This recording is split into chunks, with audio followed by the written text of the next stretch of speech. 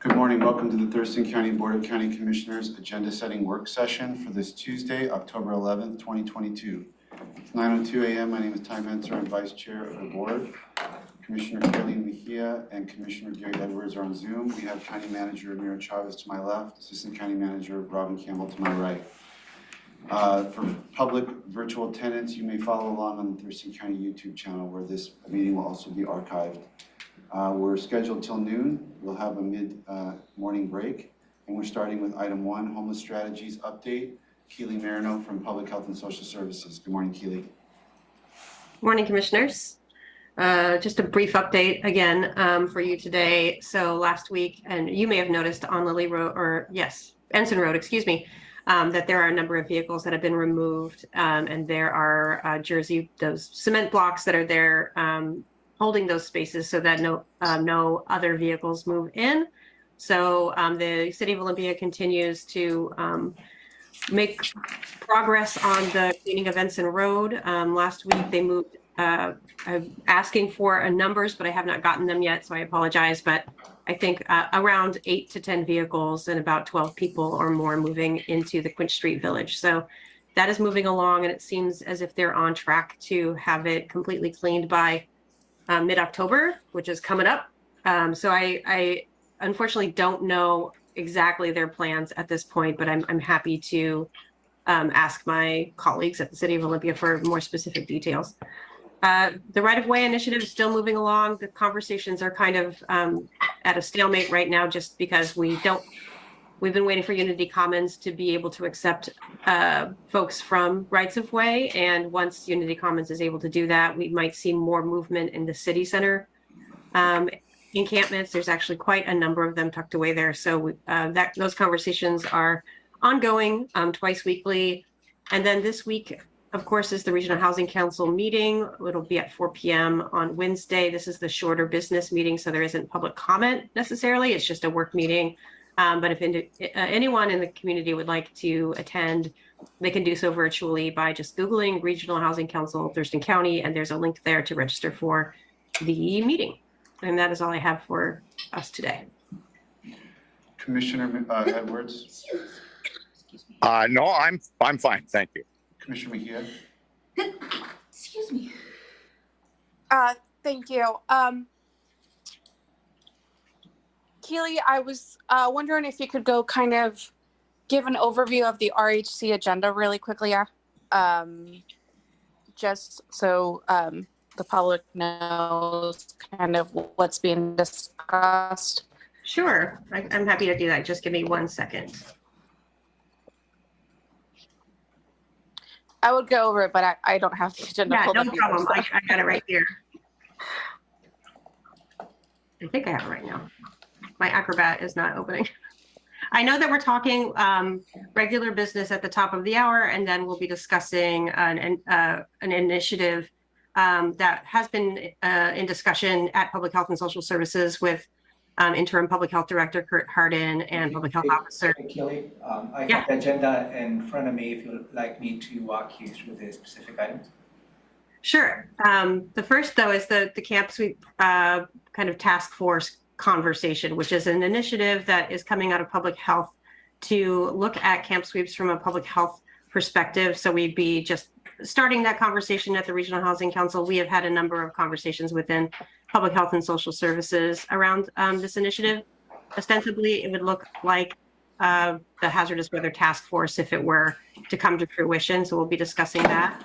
And then the next item is right-of-way updates, if I'm not mistaken, and the right-of-way will just be probably a little bit more detail than I'm able to give today, but just going into what comes next and where we are with MOUs and the like.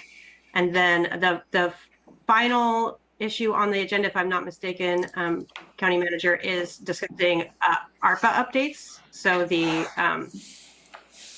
federal funds that came to all jurisdictions during COVID to help with relief efforts. So, and then I believe that's the close of business for that meeting.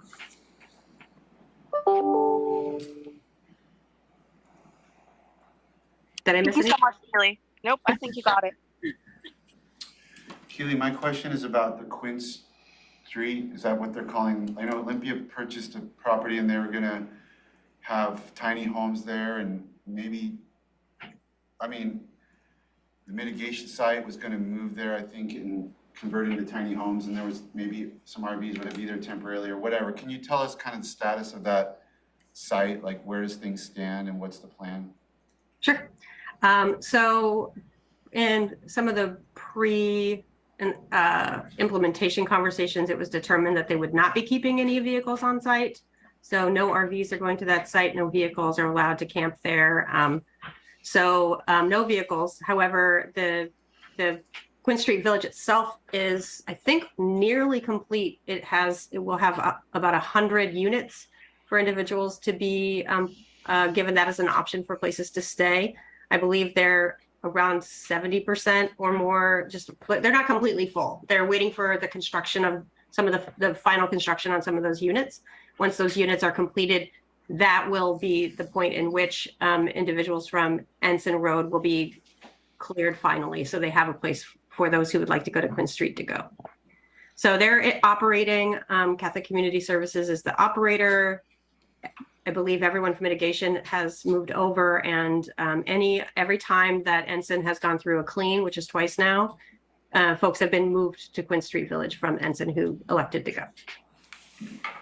And the intent is to reserve the rest of the units as they come online for individuals from Ensign Road. And what about the folks that were downtown on the mitigation block? Is that proper? I drive by there all the time, and I'm not sure why I just haven't seen this, but is it cleared? Is it? You know, I'm not sure. I haven't been down there. So I know that there's no residents there any longer. There could be some structures that remain. I know that they intend to turn it into workforce housing is what I understand, that area, that plot. But I don't know the time frame on that, and I don't know if they've completely cleared it. What about, so at a certain point, we had tents there, and then there were we invested in the micro shelters, which at least partially, if not completely, replaced those. And are those micro shelters still in use? Like, did they get moved to Quinn Street, or what happened to those? I don't know what happened to those. I do know that the units that are at Quinn Street are new units. They were constructed considering some of the downfalls of the original small structures. So they're completely new. I don't think they're using any of the structures that were at mitigation site due to there being some issues with the construction itself. Except those initial units had some issues with mold. There wasn't good ventilation. That type of thing became very apparent after they were in use for, 6 months or so. So they're not using those structures anymore, as far as I understand. Okay, and then this might be a county manager question, or Keely, I'm not sure, but Franz Anderson, what's our greatest status of that property acquisition? The property is acquired, and the city of Olympia received as part of the state's right-of-way initiative, received, I believe, a little bit over $6 million to start developing that particular portions of that property, where there will be standing somewhat of it's not tiny homes, it's somewhat of transitional temporary housing, and that is the process. But there's another piece of property. They were looking as to how the region can develop for more permanent housing.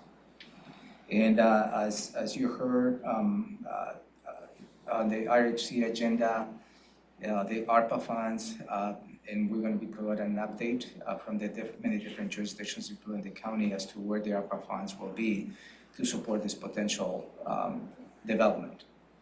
No matter how much money the county will have, and I have a proposal for you later on, obviously, but it has to be a coordination with a developer who is willing to go through this process, as long as some of the jurisdictions can help with some of the ARPA funds and any other means to make it a successful. There is a timeline constraint with the ARPA funds, as you know, December 2024. And I believe the team, the subcommittee of the Regional Housing Council has been looking for options. And hopefully we can probably gel that idea that we can bring at the next Regional Housing Council as a proposal. Because we need to go through a request for proposals, hearing a developer and embarking on a contract with that developer that can start building that piece of infrastructure.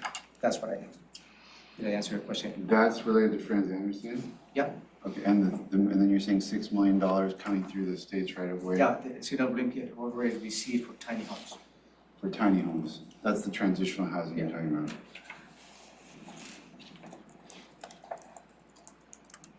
Yes, and 3 million of the 6 million is for operating for 3 years. So that tiny home part of Franz Anderson is funded for 3 years worth of operations once it is constructed.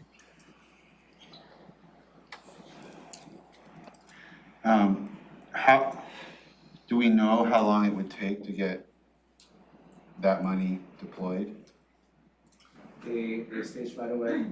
Well, like, when am I gonna drive by that property and see X number of tiny homes I being operated? I don't think I have an answer to that yeah, question, but okay. I will certainly touch base with the City of Olympia to see where their schedule is on. I think it may require a little bit of site work that needs to be done first. We need to work in terms of bringing utilities to the site.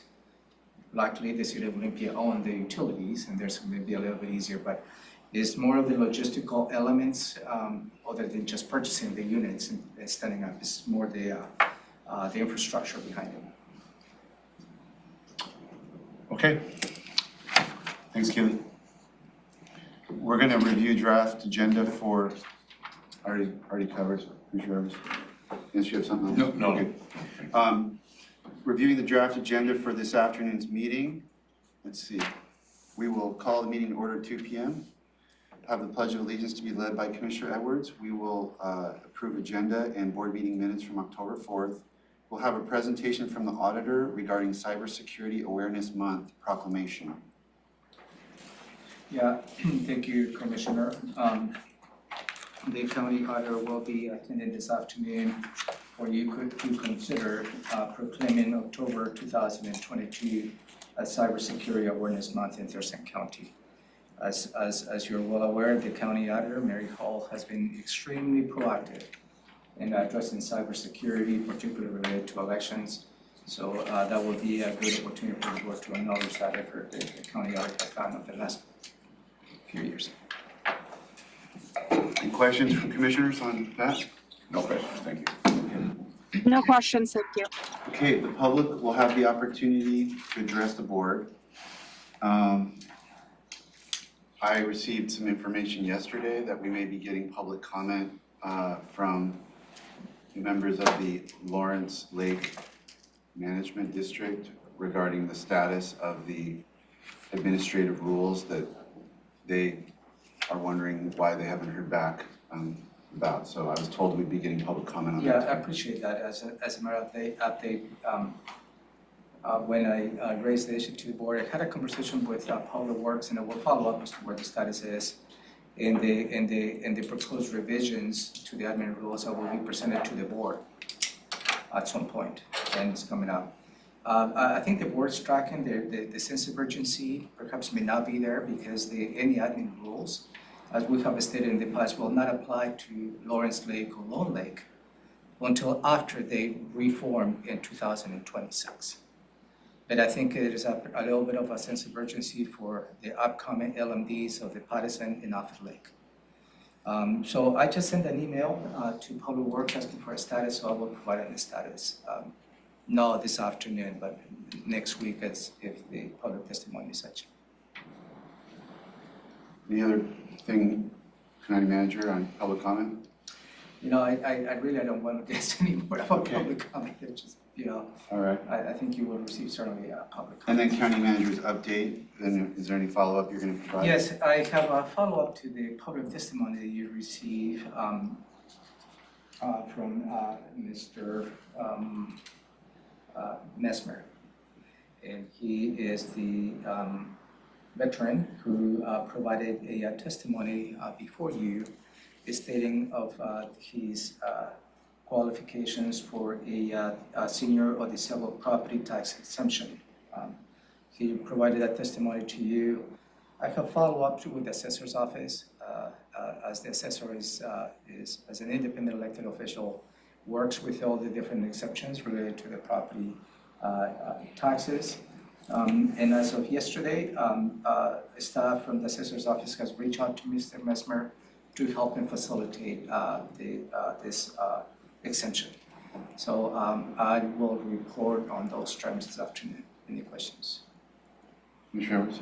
The only question I'd have was, does that need to be, I think the hangup was the 6 months, but does it need to be consecutive versus, or is that something you'll be covering? Yeah, it doesn't appear to be, but is in this particular case, there's other elements. And in fact, the assessor's office have been working with Mr. Mesmer and his wife for the last few months.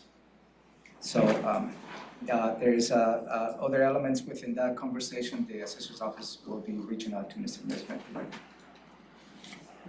Commissioner Mejia? No questions, thank you. Okay. Let's look at, And I will have one more item. Yeah, sorry. And this item is related to, I will highlight the achievements of Public Works. As you may recall, early in the year, as part of the Public Works Week, I believe it's in May, Public Works hosted an internal, what we call rodeo, that would be ROAD. And it was to show the skills of Public Works staff in really operating very sophisticated construction and maintenance equipment. The result of that process, the winners, they went on to the state competition. The state competition happened last week in Spokane, Washington, which members of Public Works competed with their peers across the state. And I'm happy to report that there were two staff members from Public Works. One is Fritz Gerby, who took first place in the loader competition, and Tyson Knoll was awarded the first place overall. So those two individuals will move on to the national competition of the American Public Works Association. So kudos to Public Works. And I believe that shows the skill that all those members of Public Works have. And at the end is in order to provide a much greater service to county residents. Any comments from commissioners? If you ever get a chance to watch this, it'd be worth watching. I'll just say that to the public. Those folks are very skilled. Yeah, it is amazing what they do. Okay. Yep, got to see it this year for the first time. It was really cool. All right, then we have consent items A through C. Item 3A is auditor voucher list for the week of September 5th. Yeah, thank you, commissioners. And this is in your consent agenda. There is no atrium expenditures for this week, which is the week of September 5th, 2022, for a total of $2,403,243.61. When the board reviews the agenda for the following week, next week, there is some, and I'd like to have a discussion at that time because there are some expenditures related to the atrium. But those expenditures will be ongoing for phone services and IT services. So at that point, I will ask the question if the board will continue to bring those items as a department item because those will be ongoing on a monthly basis from this point forward related to the operations and services the atrium will have. And again, telephone, IT services, and that kind of stuff. So I will touch base with you on when you review the October 11th agenda, which I have those items that will describe, I will describe those in more detail. The October 18th agenda. The October 11th. Today's October 11th. Oh, sorry, 18. Is a typo there? Thank you. I'm off a week. Okay, anything from board members on item A? 3A. No, thank you. Commissioner Mejia?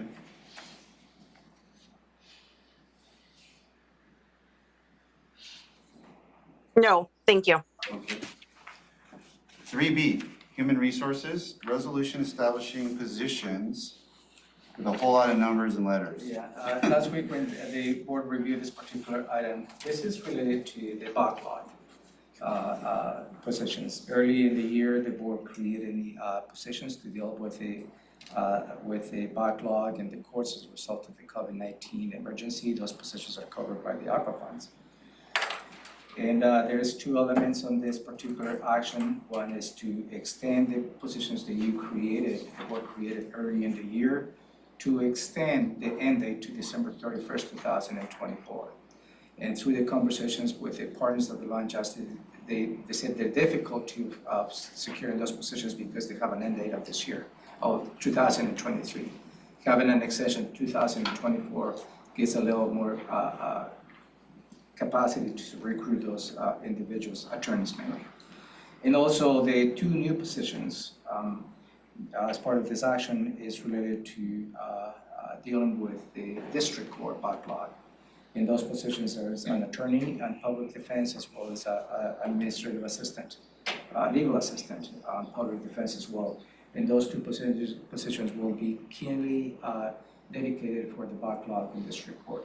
The previous positions the board created early in the year were mainly related to Superior Court and felony-related cases. You asked to add additional information related to the action. Hopefully this meets the expectation of the board.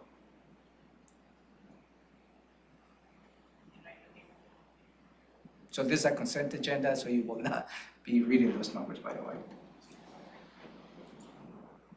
Commissioner Edwards. Are these funds all covered by the ARPA? Yes. And the two new positions are also in here and Those as covered? well. Yes, sir. And they're just in amongst here, right? We don't need to know. Okay, good. Thank you. Commissioner Mejia?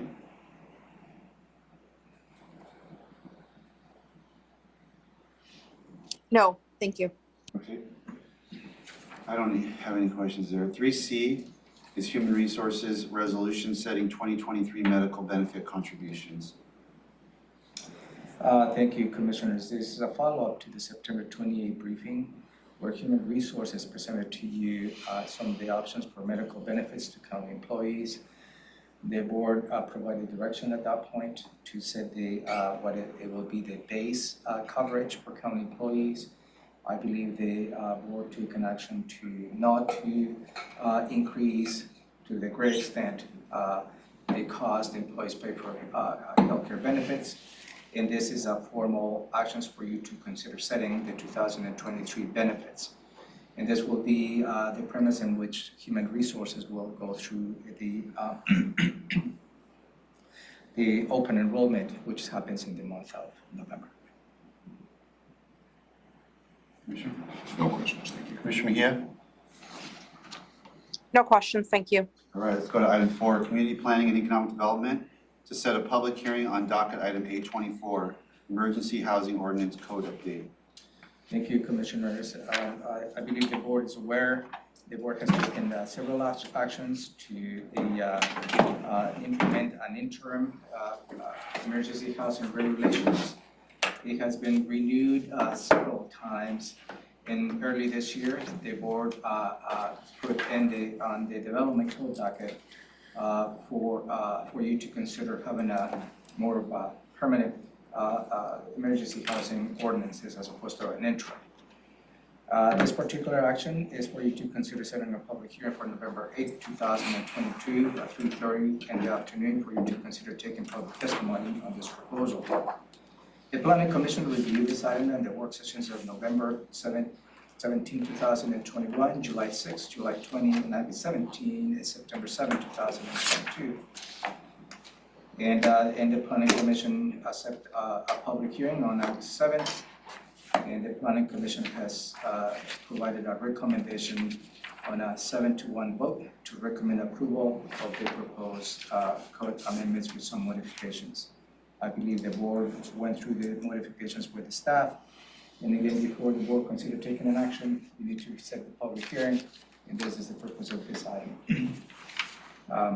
Leah, any additional perspective on this? No, that was an excellent summary. Thank you. Any questions? No questions. No questions, thank you. No questions? Thank you. All right. Item 5, Public Health Social Services. Approval of Amendment 7 to Washington State Department of Health Consolidated Contract. Kurt Harden, Interim Director of Public Health and Social Services, is here. Thank you, Commissioners. As you been approving several amendments to the consolidated contract, also known as the compound, back in January 2022, you set the umbrella of approving the contract with the State Department of Health to engage in that contract. This is the instrument in which we receive money from the state to provide services for the Public Health and Social Services Department. Through the several amendments, you have authorized to receive money. So this particular amendment is to reduce the allocation that it was stated back in the amendment number 6. And the decrease in funding is $992,039. This is more of a correction error stated made by the state. And we have been tracking for a while this particular decrease, and no activities have been aligned to use this money. This is more administrative corrections for your consideration. And again, it will be a reduction on the previous amendment by $992,039. And the total contract at this point will be $11,001,017. Kurt, any additional perspective? Kurt Harden, Interim Public Health and Social Services. That was a good summary, and nothing else to add. Commissioners? No questions. No questions. Okay, let's go to item B, approval of amendment number 8 to the consolidated. Yeah, thank you. This also doesn't have does not have a change on the amount, nor doesn't have a change on the performance of the contract. Will continue to be December 31st, 2024. This particular amendment makes some revisions on the scope of work. What it does is allow additional activities to be covered by this particular funding source, mainly related to vaccination programs and related to the services that Public Health and Social Services provides. And again, this amendment number 8 is just allows for additional activities, no changes on the funding, and no changes on the performance of the contract. Kurt? A good summary once again, and nothing further to add.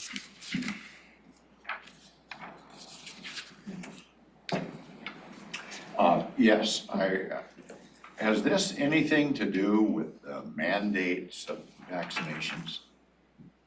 No, this has nothing to do with vaccine mandates at all. This has to do with funding for current immunizations for COVID-19 and the pot of money it comes from the state. So it's more of a technical correction or not technical correction, but where the money comes from the state down to the county. Okay, thank you. Okay, well, that takes care of the business items. We'll have our standing items under 6, and then we'll go to a Board of Health meeting. And should we just look that agenda over? Okay. And I'm the chair of the Board of Health, so I'll just go through that. This will be our first Board of Health meeting with new members seated.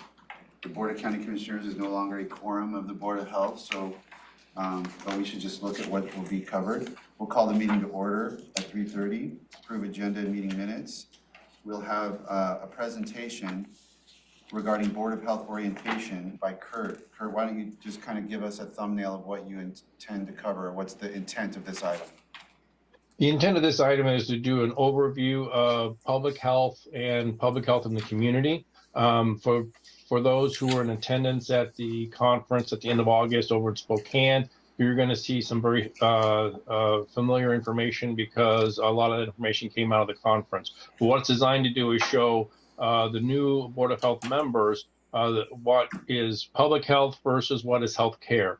And so we'll walk through that and go through some of the nuances of public health. Questions? Yes. Is that going to be a Zoom, either or, and where's the location? I will be present in the boardroom. I believe it is set up as a Zoom option with attendance. But correct me if I'm wrong, Jamie, but I believe it'll have a Zoom option, but also Board of Health members can be in attendance in person. And it will be live streamed as well, so, And it will take place in this room. yes, sir. We're gonna be seated like kind Like of around this, this so table. Yeah, that's my, I didn't know how many are gonna be here and how we're gonna lay it out. I believe most all of our Board of Health, newly appointed Board of Health members are going to be present. I think that there was one that couldn't be due to some logistics, so that's why the Zoom option is there. Otherwise, I believe the rest of them are going to be here in person. And we will probably have the same arrangement we have in the other members here.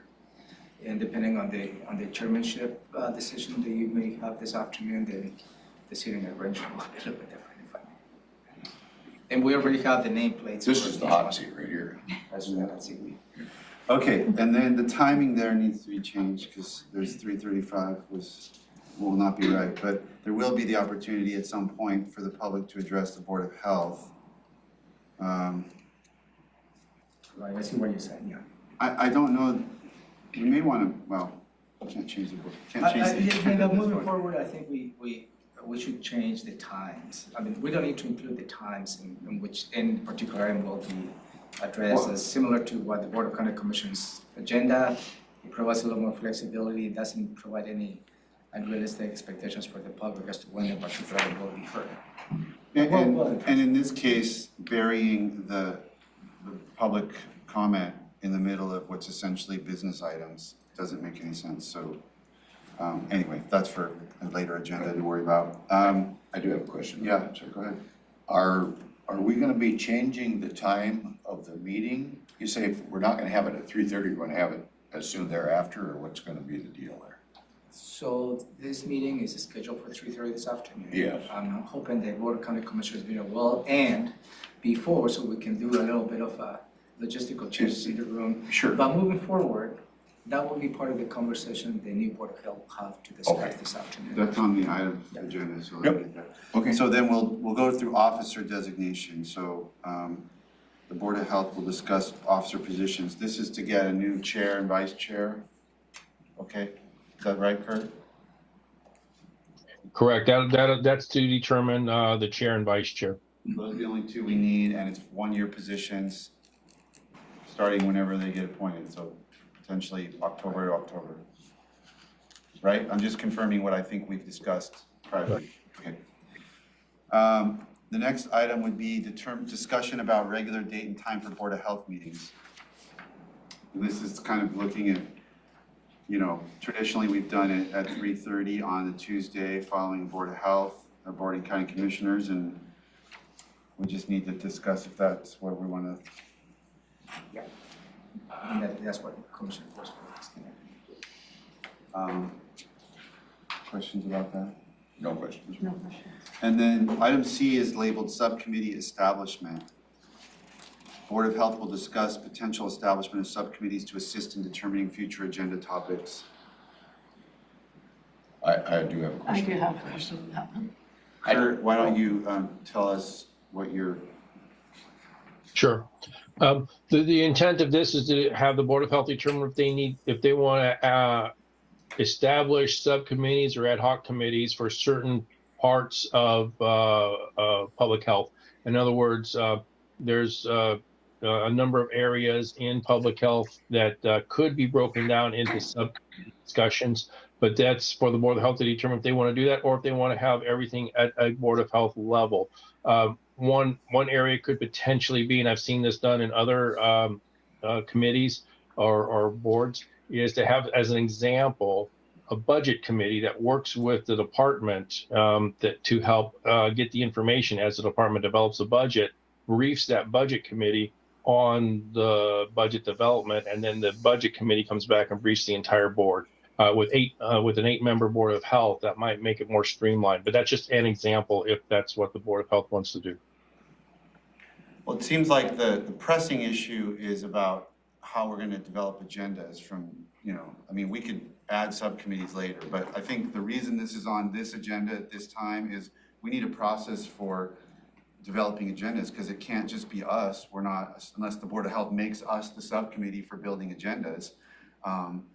And I can't I mean, we could say the chair does it, or we could say the chair and the vice chair with the administrator does it, or, we need a process because, we can't just.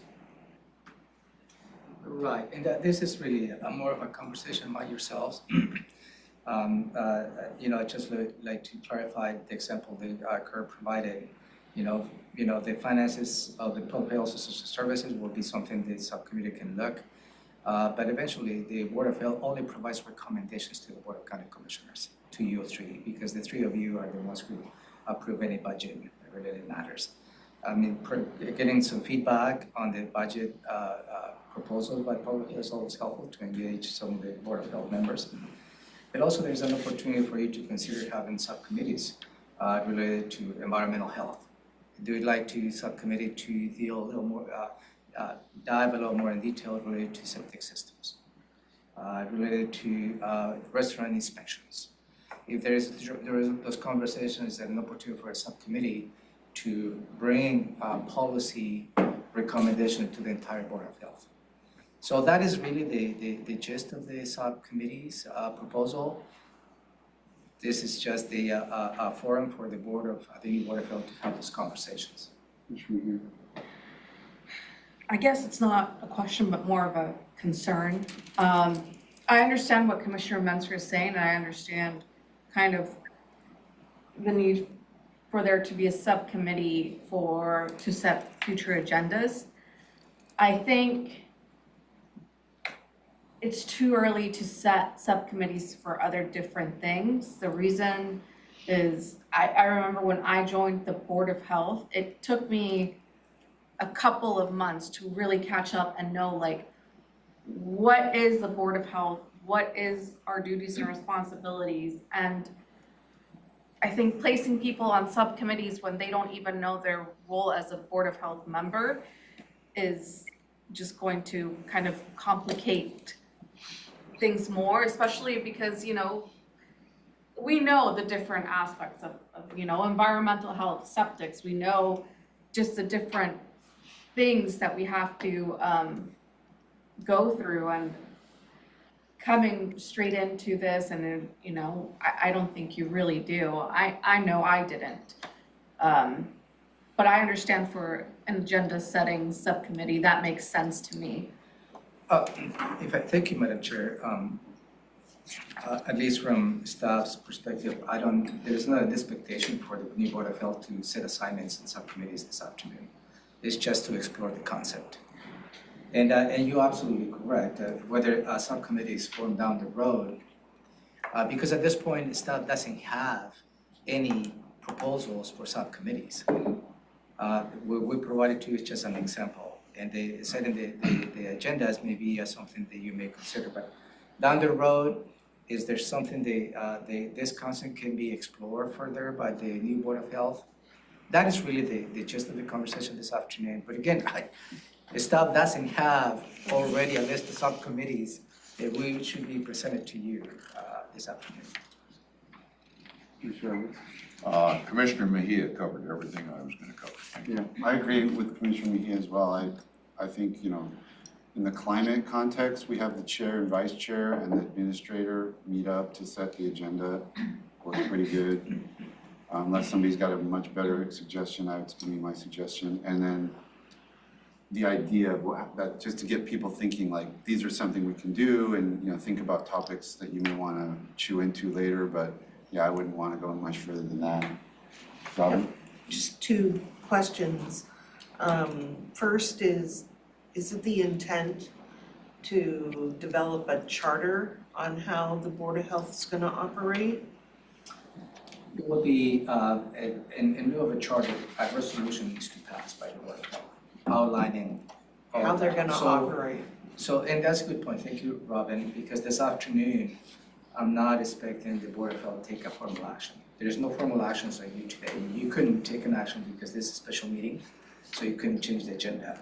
But certainly for staff to understand where and how you would like to meet, any of the procedural aspects you'd like to include, and at the next meeting we'll bring a resolution for you to enact. It will encompass, in lieu of a charter, because the resolution is a little more formal. Right, so So then my next question is, wouldn't the ability to have or to assign subcommittees perhaps ad hoc be part of what is going to be this operating resolution? Right, and if the Board of Health would like to explore that subcommittee idea, the upcoming resolution will be at that high level. I don't think we can clearly define at that point specific committees. I think that will give the latitude to the Board of Health to determine what the subcommittees could be in the future, but not necessarily tied into a resolution. It seems like they could appoint subcommittees ad hoc as they determine they need them, Right. not have to have some structure laid out. Commissioner Edwards? County manager just said something that I'm just gonna try to clarify here, that we weren't gonna take any action because it was a special meeting. What about the election of officers? Are we able to do that during the special meeting? You can probably have the discussions among yourselves this afternoon, but the actual nomination, the formal action will be next meeting. Trying to figure out how we were gonna do that. Because we are operating under a special meeting context right now. So we need to have been advertising the special meetings. And when we publish the agenda 24 hours in advance, and which we have, there is really no latitude to change the agenda under special meetings. But we said we're gonna be doing officer. Yeah, discussion, but the designation, but the formal action, as you know, move to approve the chair of the Board of Health for the period blah, blah, blah, and the vice chair. That particular action needs to, I believe, occur next meeting. Who's gonna be our legal advisor on this? Jane. Jane is? I mean, and she concurs with this whole thing? I just wanna make sure we get it right, that's all. I'm not worried about time or anything. I already know who I'm gonna nominate. So you're not gonna change I don't understand why we can't, I mean, we have an agenda, it's on here. I didn't know we were limited to taking action in a special meeting if it's properly noticed in the agenda. You can't change the agenda But of a special meeting. we're not. We're telling people, we're doing officer designation. I'm just providing a perspective, Commissioner. Could we ask If they Jane? can't take an action at a special meeting, how will they ever set the time for the regular meetings? There you go. They'll Which set is the the- time and the action will be passing the resolution that will set the time and place of the meetings. But This we is a can't take an discussion. action on the resolution. With- No, because we don't have a resolution. No, I know, but even in the future, we're gonna have to have a special meeting to take an action on a resolution. It just doesn't Yeah, sound. and after you enact Sounds the like a problem. after you enact a resolution, you'll no longer be under the special meetings because they will become your regular meetings. So I'm very confused because what I think I hear you saying is the board cannot take an action in a special meeting. So what I'm saying is, the board cannot change the agenda. And this agenda does not say an action will be taken. So that's the limitation. It's So we not just that it's a didn't do the special agenda meeting. correctly? That is, Okay, so thank you. Yeah, so thank you for your clarification. Legal counsel has instructed, at least from my perspective, that any special meeting, when you have an agenda, you cannot change the agenda within at that time. On the regular Board of County Commissioners, you have the ability and you approve the agenda, obviously. So just looking at item 3A, I just want to understand this. Looking at item 3A, what should it have said so that we could have adopted the officers? They should have said, move to approve. That would be the action, whereas the action says board will discuss. And so that's the, That's that's the the- nuance. okay. Yeah. All right, well, that's just a, And I just realized that this morning. And I want to make sure without having the conversation this afternoon, since you're going to be chairing that, for you to be aware. okay, well, let's keep going then. That's it really for where we get to, and we adjourn, and we don't know when we're gonna reconvene because that'll be one of the topics for today's discussion. and the slides are there for the commissioners to look at. So I'm going to pass this baton back to Madam Chair for the review of October 18th. You sure you don't want to keep going? You're on a roll. Okay, so next is the review of the draft agenda for October 18th, 2022. Call the meeting to order at 2 p.m. The Pledge of Allegiance to be led by Vice Chair Menser. The approval of the Tuesday, October 18th agenda and approval of the board meeting minutes from October 4th, 2022. We have a presentation and it's Proclamation for Flood Awareness Week. Thank you, Madam Chair. This proclamation is for you to proclaim the week of October 17th through October 22nd, Flood Awareness Week in Thurston County. And this is just to bring awareness to educate the public on personal safety, preparedness, and flood insurance information for property protection. That seems to be a little bit odd considering the weather we are facing. It's pretty warm, no rain. But the National Weather Service has stated that we may have this region a third year of La Nina. And La Nina winter brings cooler temperatures, atmosphere, rivers, a lot of rain. So I think it's timely for the board to consider this proclamation and for the public to be aware, although the public may not see this right now as a sense of urgency, but it's coming.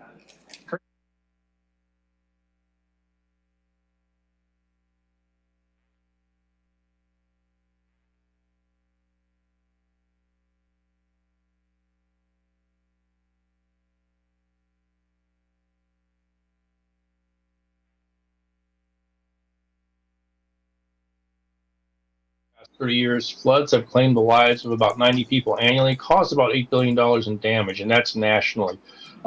Floods are the most prevalent natural hazard in Thurston County, with 19 federal disaster declarations since 1962 that are related wholly or in part to flooding. The people in the county we want to make sure they're educated and prepared for flood protection measures. And county agencies, along with employees, should be prepared to provide essential public services after disasters and be prepared to support the county response and recovery mission. During this week, Thurston County Emergency Management will be testing our emergency alert system that we call TC Alert. We encourage residents to make sure that they are signed up for TC Alert, and that will be done during the Flood Proclamation Week. We mail out flood bulletins to people, to residents that live in the floodplain. We mailed out 7,549 bulletins on October 7th, and that's the folks that live in the floodplain. And then we can also find important information on the county website and social media sites. Thurston County's got a top-rated floodplain management program, and they've helped reduce flood damage and encourage property owners and residents in flood hazard areas to obtain the reduced flood insurance to be better prepared financially in case of flooding. And the goals of Flood Awareness Week are to inform the public about the National Weather Service forecast that Ramiro just talked about, heighten public awareness to the risks associated with all types of floods, including flash floods, river floods, and those related to TAM or levee failures. And then also we want to empower citizens to take charge to protect their lives and their livelihoods. You can see the National Oceanic and Atmospheric Administration, also referred to as, you can look at those river level statistics and predictions by visiting our emergency management website. Each river has one or more gauges monitoring water levels and has a description of where that gauge is located along the river. And next to each gauge is a chart summarizing flood levels and historic information. And then we want to wrap up with sandbags are a critical resource in flood situations. They're used to limit water damage to buildings and to protect areas from inundation. However, the number of sandbags may become limited during an emergency. Thurston County's first priority will always be to protect human life and safety. The next priority is the protection of county infrastructure, and then after the life and safety needs have been met. And then the next priority after that is for sandbag use to other Thurston County departments to protect county assets. Will be made available to the departments as needed and necessary.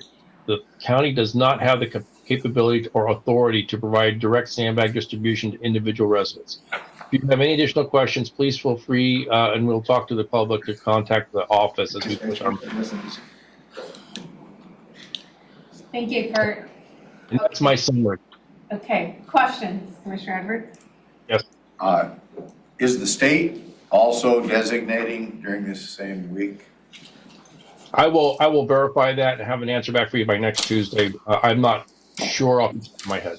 I believe so, but I wanted to double check my information. I mean, if not, like if they're doing it 2 weeks later or whatever it is, I just think we ought to be on the same time frame. We're gonna do something. That's all. Okay. I'll validate that information. Commissioner Mentor, no questions? I was gonna ask kind of like around the same question that Commissioner Edwards just asked, in terms of we saw the flooding in January of this year, right? And it was really high floods, and I'm wondering, I was like, well, proclamation of like flood awareness, would it be better during that time, or is this something that we're following kind of on a national level, state level? We do this in the fall in October because we want people to start preparing. If we start making it an awareness and do a proclamation when it's actually flooding, then it's too late for people to prepare and then we're reacting. So that's why we bring it up in October. It's also, I do know that we also have a great shakeout. There's a lot of preparedness messaging that goes out in the month of October, but we want people to get ready for the upcoming winter. Good point, Kurt. Okay, I have one other issue. go ahead, Commissioner Edwards. And this is just so my seatmates know. I was, last week, I was down in the area of the Hopkins drainage ditch, because that's an issue, you know, coming up. I was just trying to see the lay of the land and culverts and such. And I ended up talking to a couple of citizens down there. And when I explained to them that we don't talk about stuff, you know, work stuff, even though we're in the same room with each other, they almost all had a heart attack. They couldn't hardly believe that we were not allowed to talk about their situation in life.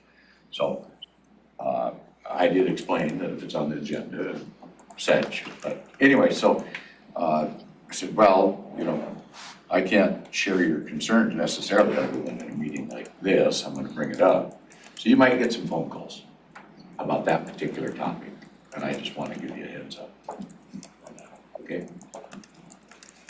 If I may, Commissioner, we have a public hearing or touch base here next week related to the Hopkins district. Was that related to the conversation? Not necessarily. It was just what, the only reason I'm passing this on is because they couldn't believe I wasn't even able to talk to my seatmates about issues like this. So I said, you're expressing your frustration with me, but we'll have hearings and I can't talk to my seatmates, but you can. And so I just want to make sure you know that I'm not trying to cause you trouble. I'm just telling people that you might, you know, they can call their representatives. And I actually don't know the dividing line between the two districts, you know, if it's even, if it's all in your district, Barton Ty's district, I don't think it's in mine. It's in the Tumwater area, so I think It's mine. it's It tied. is? Okay. Yeah.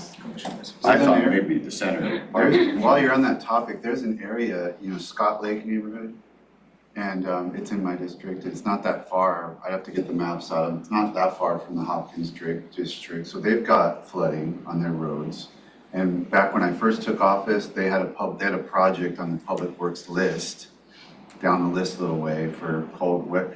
Public Works has determined that the fixes that they could do wouldn't actually solve their problem because of the, you know, so they've basically been taken off the list. Well, meanwhile, I'm getting pictures and inundated. I've had multiple meetings. Now I'm gonna have another town hall. I already went to the neighborhood association a couple years ago, but now we're doing another big town hall with, I think Tim's gonna come with me and we're gonna go and I don't know what answers I'm gonna be able to give them because I've gone over every one of their concerns with Public Works staff, and Public Works staff says there isn't a project that they could come up with that's gonna solve their problem. And so they've just taken it off the list completely of something that they would prioritize for expenditure.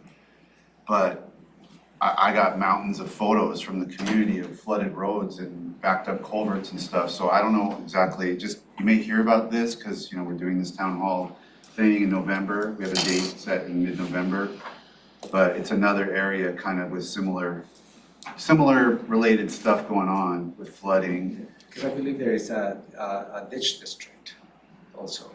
That covers Scott Lake.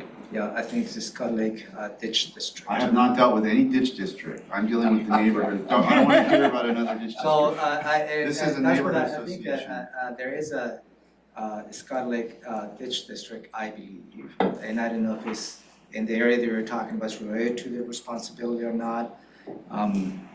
So that would change everything, because they could tax themselves and do their own projects, So, but you know, that's not what we're talking about. we'll work with Public Works to be, for them to provide you support, just to make sure that, it's within the area of if there in fact there is a ditch district and if that area within the responsibility is part of this. So, Maybe just a quick follow-up. Part of it, I talked to some of the old timers down there, and the freeway went in at about the mid-50s.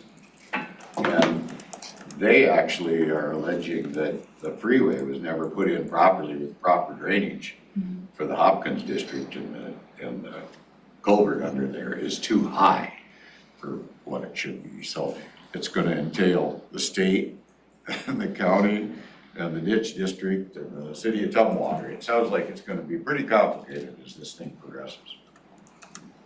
so it's gonna be, I think it's gonna be interesting after the public hearing next week. Yeah. For sure. And then when I saw something in the paper about, well, I shouldn't say it was in the paper, one of in our phones, we pass on stuff from Brian, I think. And it had to do with the hearing that had been taking place in Tumwater, which I don't know how that's all turned out exactly as far as ordinance. Different things. I have some. You're gonna give us a briefing on that, okay. But somebody in there said that they felt that some of that went to the Deschutes, and I don't think that's true. So I don't know, we've got LiDAR maps and all that kind of stuff now that we should be able to determine, elevations and such, I would think. Anyway, more to come, I'm sure. Kevin can answer that for sure. Okay. Thank you, Kurt. Okay, thank you. Okay, so that will be next week. Then there will be an opportunity for the public to address the board and county manager's update. I will follow up with any updates. We only have one consent item, and that's item 3A, and that's the removal of Veterans Advisory Board member. Yeah, thank you, Madam Chair. The Veterans Advisory Board, on their meeting of August 13, 2022, provided recommendation for the removal of Mr. Tan Smith from the Veterans Advisory Board. I believe the reasons behind this proposed recommendation is that he has not been attending any of the meetings, and they have not been able to reach out to him. So there is no response, there is really no interaction as to why. So I believe they have made several attempts, and that this is the proposed recommendation for the board. Ashley is here to provide additional perspective if you have any questions related to this recommendation. Yeah, Ashley is the one who supports the Veterans Advisory Board, county staff. Okay, questions, Commissioner Edwards? Do we have a list of applicants to fill at a later date? Two names on the There's two sheet. names, yeah. I've got it, okay. Okay. I don't have any questions, I guess it sounds like the right thing to do. So I was gonna ask, how long, like how many meetings has Mr. Smith missed? If I could answer that question, good morning. He's only attended one meeting, and that was on October 2021. He hasn't attended any in the year 2022. We reached out via email, 15 emails from Ashley, 7 from myself, and several between the other VAF board members. Okay.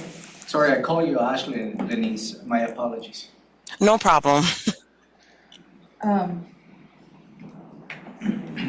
Okay, thank you.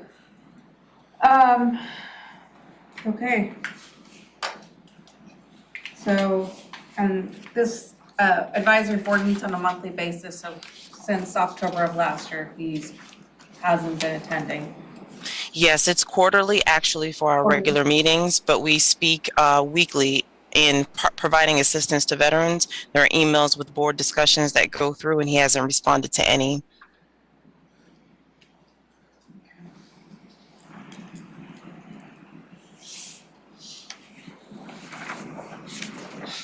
Thank you. Okay, this is the recommendation of the advisory board on. Any questions on that, commissioners? No questions. Comments? We do have two applicants, and I guess Lenise, while I have you on here, I'm gonna ask, has the Veterans Advisory Board reviewed these two? Yes, ma'am, they have. And they've made a recommendation? Yes, ma'am, they have. Okay. So I'm guessing we will be reviewing that later, Jamie? Okay. Okay, thank you. Thank you. Moving on to department items. Items 4A is the approval of the voucher list.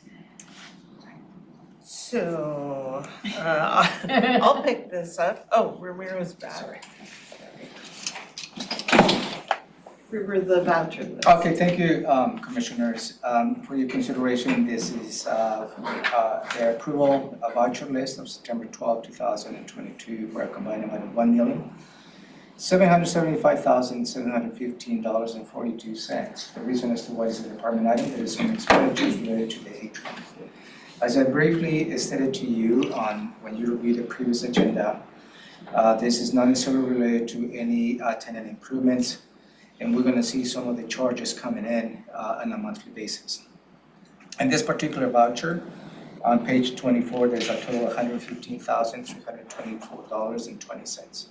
So some of the items related to that is the phones, licenses, and support that we need to do. We're purchasing computers for the training room. We're also purchasing audio-visual equipment. And also we are paying IT licenses to operate the building. So we will continue to see those operational charges as we move along. So I will ask really the board, or maybe Commissioner Edwards, if they would like to continue to have as a department item with any time that any related expenditures for the atrium from this point forward, you would like to see as a department item. You know, I think what I'll say on that is we've kind of been forced into delays, I guess, of the whole process of moving for a number of reasons. And it doesn't look like this is gonna happen until maybe January. I know we've set some board meetings, or is it still the end of November? What is taking place here? Thank you for the question. Maybe I can provide, and in fact, this week we're going to have a meeting with staff just to narrow down this scale, this proposal. So there is I had a conversation with the furniture vendor. All the furniture is going to be in place coming in, I believe, next week. And then we'll start moving and standing up the furniture. We are working on a two-phase approach for the move. One phase, the first phase will be done maybe mid-November. And those groups, they will probably not necessarily have a public facing. For instance, HR, IT, environmental health, and maybe the commissioner's office will move in the first wave. And then the second wave will be maybe early December. With the intent, the atrium will be open to the public officially in mid-December.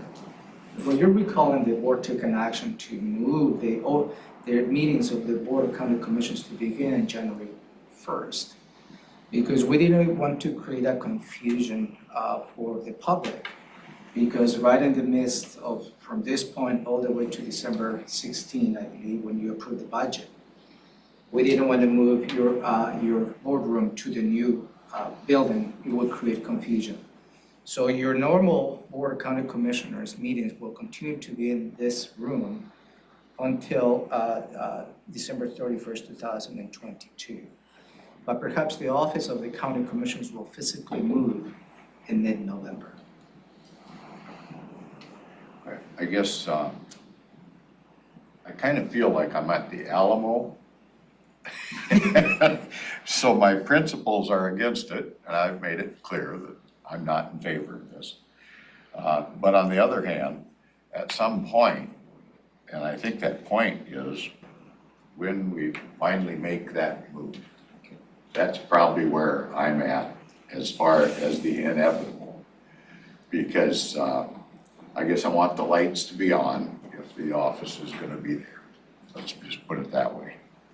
But I'm kind of a holdout for any last ray of hope that we might get, the cavalry maybe is coming and I might get bailed out of this Alamo situation, but probably not. Okay, but I'm gonna go down scratching and, but I am gonna participate at some point when we get there. And I am gonna try to do my best to not create too much dissension while maintaining, you know, I've been pretty persistent on some topics, and so I'm gonna hang fire for a little bit, just a little bit. I'm getting pretty close, but I just, when we get there, I wanna make sure it works, so. January 2023 is Well, what I'm hearing. Well, I'm not sure of that. No, it might be before that. It might be. It all, because this has been delayed quite a few times now, you know, because of COVID and other things. It really is the supply chain issue. Yeah, I mean, all the things that have went haywire, and I thought those were all little things that maybe they were, I don't know, divine intervention on my part or something. I don't know. So, Okay, so. well, okay, it's getting closer, let me just tell you that, and let me just see how that goes, okay? So I respect from your position, we will continue to highlight the atrium expenditures But we're getting close. until such time, and then, and I will ask the board again. Yes, thank you. Okay. Moving on to item 5A, Emergency Services, FEMA Hazard Mitigation Firewise Grant, D23-003. Yeah, thank you, Madam Chair. The Emergency Services is lined up to receive a grant related to the Federal Hazard Mitigation Grant Program. This particular grant is intended to create a plan based on the assessment, a whole community events, both virtual or in person, to promote FireWise, take action, and conduct FireWise training courses. This particular grant has a total contribution of $86,855.22. $65,141.42 comes from the federal government. $10,856.90 comes from the state, and there is a local match of $10,856.90. And I believe that is included on the current budget. Kurt? Good morning, Commissioners. Again, Kurt Harden, Director of Emergency Services. Also, I wanted to talk about that this grant is one that we've had in the past. The local share of $10,856.90, that's going to be met with partner agencies and in-kind contributions through staff salaries and other our stakeholders who are participating in this grant with us to cover the local share. And then should note that wildfire is the most frequently occurring hazard in Thurston County. On the average, the county sees about 70 wildland fires per year. Most are handled by local fire departments, but there's potential for a much larger incidence. And the FireWise is a National Fire Protection Association program, and it's designed to help communities, individuals be prepared by protecting their homes and businesses before wildland fires start. So it promotes, this grant will help us do workshops to promote defensible space, ignition resistant construction, and vegetation management to reduce flammable fuels around buildings. The funding from the grant will allow us to do 6 of the assessing wildland fire hazards train the trainer workshops here in Thurston County. And our target audience is going to be local fire department personnel, homeowner associations, building associations, public works, landscapers, construction contractors, and planning departments. Thurston County Emergency Management is partnering with West Thurston Fire Authority and the Thurston Conservation District to host most of the train the trainer courses. We're going to encourage all of our communities to be fire-wise communities and take action in preparing and protecting their homes and businesses against the threat of wildland fire. And I would like to note, we have not had measurable precipitation since June in Thurston County. So it is really critical that we have these workshops that we can put on to help people understand the importance of creating a defensible space around their homes and businesses. And on the action for next week, we'll add the dollar amount of the grant, Jamie, as well as the performance of the contract and the action for your consideration. Questions? I do have a somewhat related question on this whole fire topic and I guess climate mitigation. How does it affect, I think under, is it Title 24 of the code that's where we have setbacks from wetlands and different things like that. Talking about the critical area ordinance? Yeah, the critical area ordinance, is that under 24? That's 24. Yeah. That's chapter 6. Well, okay, but anyway, critical area ordinance. That's kind of what I'm referring to, yeah. As we tell people that they can't impact, I'm gonna say swampland, because that's critical area apparently. And they are not allowed to mow or maintain that type of critical area buffer currently. And I think we should adjust that critical area to deal with fire. And where I'm going with this is that in the wintertime, that's a swamp area. But when we have times of drought or dryness in our community, we end up with a swamp that's full of super dry vegetation. And then you have a fire problem that could be in close proximity to a residence. So I'm just wondering if there's any thought as we talk about fire-wise, if we need to put something in there to address that, because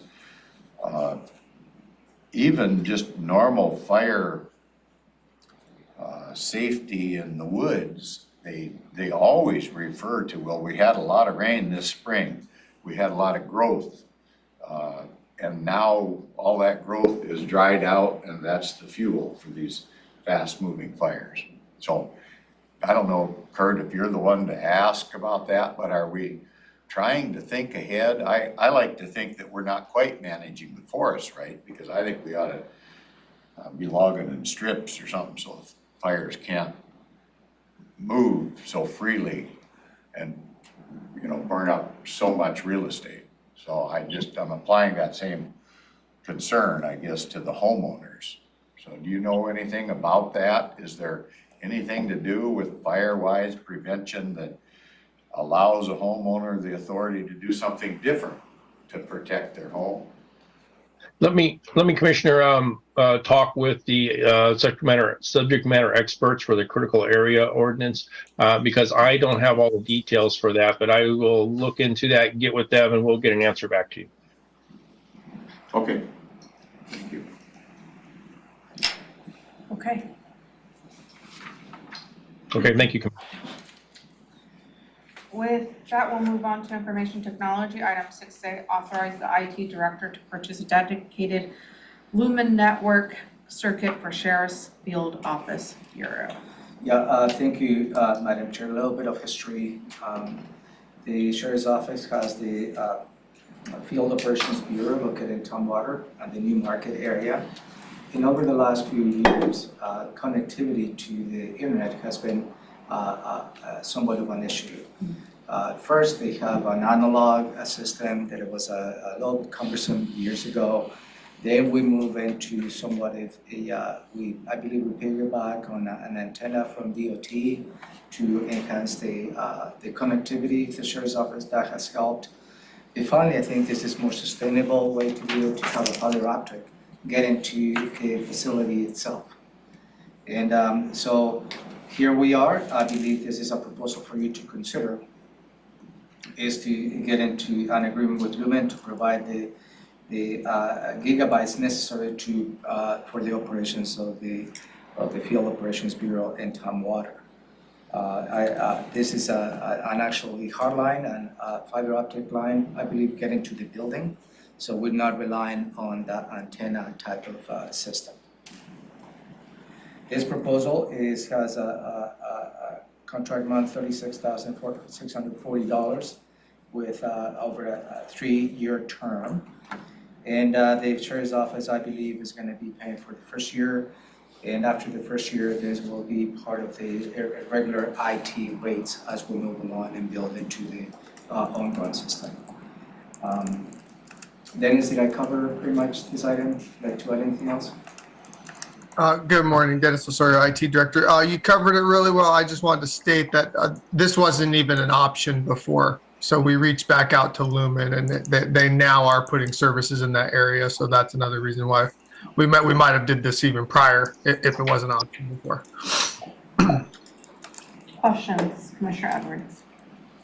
This is not my expertise area, but I am curious, are we participating maybe with other users to get this put down that street or something like that? Is that kind of what's being made available to us now? With them putting it in the area, Commissioner, this would be our cost, and I do think they've attached some of the costs for them building out the infrastructure, but it isn't like a partnership with anybody else in the area or anything like that. I mean, it's just our share, maybe? Correct, and we don't even really, they don't give us that option necessarily either. And how does this fit? Aren't we partnering up with the other law enforcement entities in the area about sharing information? Isn't that something relatively new that we're doing? Yeah, that's for the consortium, and that's for the ATEM's replacement. This is just connectivity to that facility. Okay. I won't ask any more questions. I'll let somebody ask that knows more than I do. Thank you, Dennis. I'll look to your expertise of doing this as to what's best. Thank you. I don't think I have any questions. Is this where the Sheriff's Office, where the Field Office Bureau is this a lease-based or is it? Lease space. Okay, so is this something that we have a 3-year contract with that lease space that we're gonna be staying We there? extended for 1 year, and the reason for what we extended for 1 year is because in coordination with the remodel of the courthouse campus, there is a need to expand the lease space in that area. And we're gonna be working with the owner to see what will be the best avenue to add additional space the Sheriff's Office needs. As a result of moving portions of the operations here from the courthouse campus. So that is the reason why we have a 1 year. Next year you will see perhaps an extension of the lease with other additional elements associated with this effort. Did I cover that? Sorry. But this is a 3-year agreement, so if we don't end up staying there, are we gonna be charged with this bill for an additional 2 years? So my response, it will be unlikely the Sheriff's Office, Field Operations Bureau will move out of this location in a year. There is no other place to go.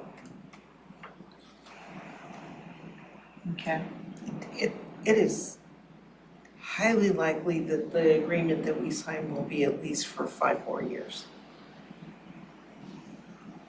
When we do. But certainly, do we have a termination clause on this three-year contract, Dennis? Yes, we always have that put in, and I'll verify that that is in there as well. If we, for any particular reason, we vacate this particular location in Tumwater, then we exercise that termination clause. Will that ease your concerns, Madam Chair? Can I ask a follow-up? Yeah. So, it's been a while since, so I was asked last night in a community event about the sheriff, where the sheriffs that are here. I know at one time we were talking about building 5, but there's been, some tweaks. Is that still? Yeah, building 5 is still being part of the overall move. The sheriff's office will go, but there's elements in here that needs to be relocated to the Tumwater location. Okay, so it'll be a Such as division. the evidence room they have here in building 1. We need to build an adequate location where they have the evidence room in the Tumwater location. The Tumwater location has a significant warehouse where they keep evidence, larger evidence. If you have the chance to take a tour, I will encourage you to go through the evidence warehouse they have. They have significant. So there is a need to expand the footprint on the Tumwater as a result of moving some operations from the building 3 here at the courthouse. So both, there's building 5, we're working with the sheriff's office, and some elements will go to the Tumwater, and that's where we're working with the owner. And the Mottman location wouldn't work? I mean, those are warehouses right there. I know that we had other plans for it too, but. I believe if I can speak for the sheriff's office, the preference will be for them to be on a single location to have all the evidence rooms and warehouse space. So then, is the final plan to move that evidence location here to the main campus? No, to move to the Tumwater. Right now, here they have evidence rooms here in the courthouse campus, building 3. And some of that the plan is to move that to the Tumwater area, where they have already some evidence warehouses in there. I thought the end goal was to move the sheriff out of leased space. That will continue to be the goal, but there is no room anywhere they can accommodate the Field Operations Bureau. There's currently Tumwater. So when we purchased Mottman, the plan there is to move records and facilities out of lease space. Facilities is in a building where the lease ends next October. So they're going to have to move somewhere, and that will be one of the Mottman buildings where the space is vacated by current tenants. And then records, I think we've got either 2 or 3 years left on that lease, and then we'll move them over to Mottman. Those are the 2 that we're moving out of lease space, but right now, there's not a building that we own that could house the entire sheriff's operations. In the concept on the expansion of the operations in Tumwater by the sheriff's office is working with the owner. The owner will do those improvements on their own, and then those improvements will be built in the lease, in the monthly lease cost. Like if we committed to lease they'd build like a new piece, if we commit to keep leasing it at the higher price for so many years. The lease will be a little bit higher to compensate for the tenant improvement, so there will not be an investment from the county at this point that I perceive to pay right up front for those expansions. It will be and that's what the. Is that still is that still alive, that plan? Yeah, and Because that's at one point they were retreating from that. No, actually, we're moving from, that's the reason why we recommend the board to extend the current lease for another year to give us the time to work on the details and bring a more robust lease in the next few months. But this go to the whole thing about, I kind of felt like your original question was kind of like, why are we why isn't the owner paying to bring fiber optics to his building that we're leasing? Isn't that one of those kind of services? Like, it's kind of like with wasn't there an issue with the emergency management building? Like, we're the owner, some infrastructure issue failed and it was on our dime. And so, but they don't feel the need to bring fiber optics to their building? Actually, it has been the practice of Thurston County to run fiber optics to buildings that we occupy, including leased buildings. And we brought fiber optic to Monument. Yeah. For the elections, even before we own it. Yes.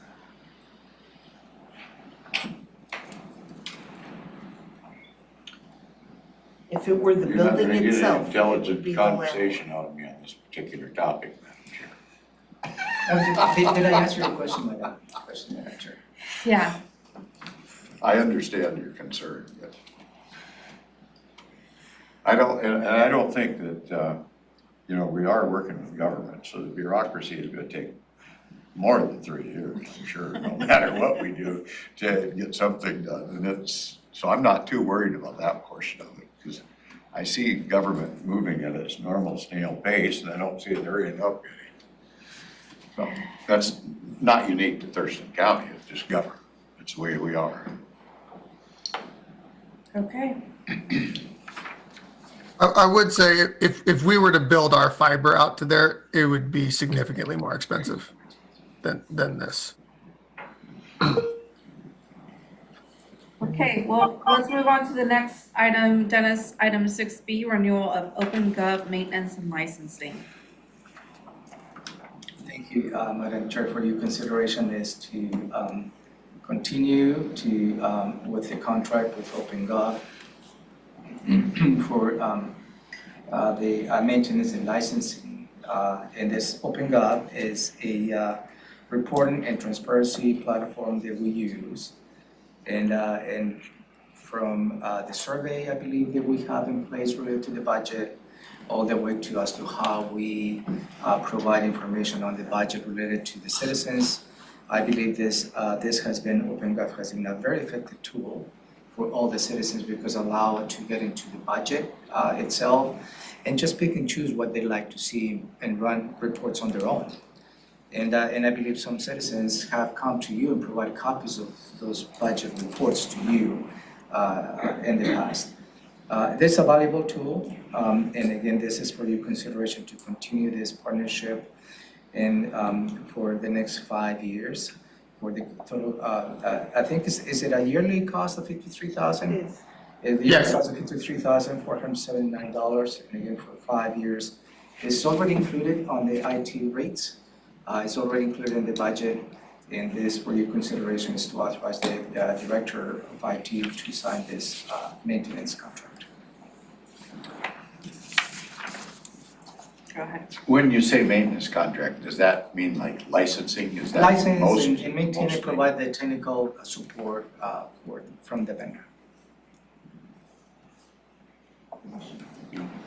Okay, no questions for me. Cost of doing business. Cost of doing business. And then after that, we will review our standing items. We do have a public hearing at 3:30, which is suspension of operations of the Hopkins Drainage District.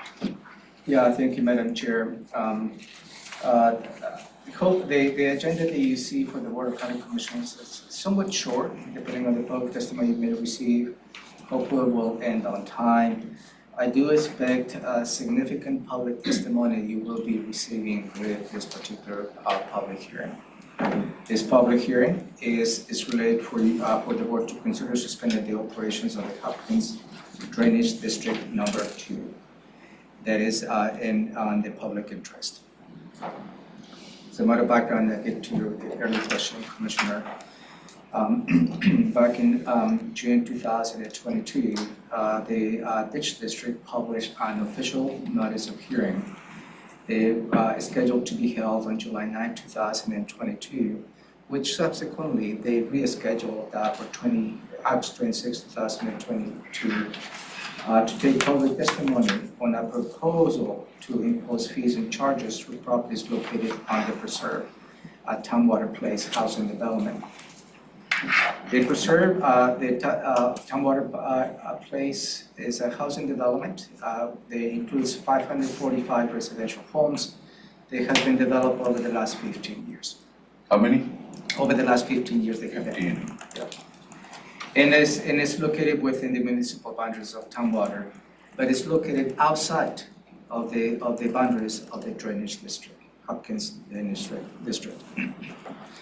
So the drainage district on August 2022 started construction activities without applicable permits within the Salmon Creek and the Hopkins Drainage District, which raised a concern to the county related to the impacts of the Thurston County Habitat Conservation Plan, because that particular area is included on the listed species on the Endangered Species Act. They held the Ditch District held those public hearings. They received significant and strong objections from the members of the preserve Townwater. The Drainage District Commissioners proceeded to dismiss every single argument. And I just got a copy of a resolution they passed on September 24, 2002, and where they went ahead and already implemented the fees and charges to just about 600 properties on the preserve. And I believe this is, if this is not an issue of taxation without representation, I don't know what it is, because the members of the preserve who is going to be imposed fees and charges do not have the ability to elect those those commissioners of the Ditch District because they are located outside of it. That is, I believe, the board has been aware you have received significant public testimony, both written as well as oral, and as well as from the city of Townwater, the mayor, urging the Board of County Commissioners to suspend the operations of the Ditch District, and that is the purpose of this public hearing next week. At this point, although you have two actions in here, I will not be recommending for you to take an action other than just closing the public hearing. So we'll remove that. I think you need to weigh in all the public testimony you might receive next week. And I will schedule a follow-up briefing to see what you heard, going through the public testimony. And at that point, I will ask the board if you'd like to continue with this resolution that has been drafted for you to consider the suspension of the operations of the Hopkins District. Questions? Questions? Commissioner Edwards. Yes. Go ahead. The development that's impacted is all in the city of Townwater now? Yes. That's all been taken care of? It's all within the city of Townwater. And except for maybe two properties outside, but the majority, 99% okay. of that is Townwater. And the taxation without representation portion, if they're annexed into the Ditch District, then they will be able to vote, is that it? Right. But they haven't been yet? But I believe that this district has not submitted an annexation request. Do they have to? I thought they could make a determination, the way it was explained to me many months ago, that they had some RCW that allowed them to have the ability to, I don't know how to explain it because I don't know the term, but where they can just incorporate that particular area as So there is two elements, I believe, in this. I you're gonna walk a fine line not to give you a legal opinion. Sure. Just my Because that's interpretation my, of the issues. I'm coming to that question next. It was provided to you early in the process. There's two elements as to how the ditch district can implement fees and charges outside of their boundaries. Yeah. One is to submit a formal annexation to include additional boundaries. Okay. And second, they do have an option to impose fees and charges to properties outside of the boundaries of the district, as long as they prove there is a public benefit. Okay. So they exercise the latter. And I believe that is what is they passed on the resolution of September 24, 2022. Oh. Because they're imposing fees and charges to properties outside of the boundaries of the district. And at this point, the ditch district is not pursuing an annexation of this area. Because if we were to pursue an annexation of this area, then it has to be formally submitted to the boundary review board. And at that point, the Board of County Commissioners could exercise invoking jurisdiction. But that option, I believe it was vetted with the board early in the process. I provided to you under executive session, that conversation. But this is not the request of the Hopkins Drainage District. They're not annexing the property. They're just imposing fees and charges outside of their district boundaries. And therein comes the problem of taxation without representation. Yes, sir. Even though there's an RCW that allows it. Yeah. So it sounds like that's gonna be debated in court at some point. Is that kind of what you're I cannot surmising? I cannot state the fact what because the preserve has secured legal counsel. So I don't know at this point what actions that legal counsel is going to do to protect the interests of the members of the preserve. And who is gonna be our legal to help us through this? I've been working with Scott Cushion and Elizabeth Petrich. And Elizabeth Petrich has reviewed this, has provided some comments on the resolution. But at the end of the conversation after the public hearing, it will be a conversation among yourselves based on the public testimony you have received.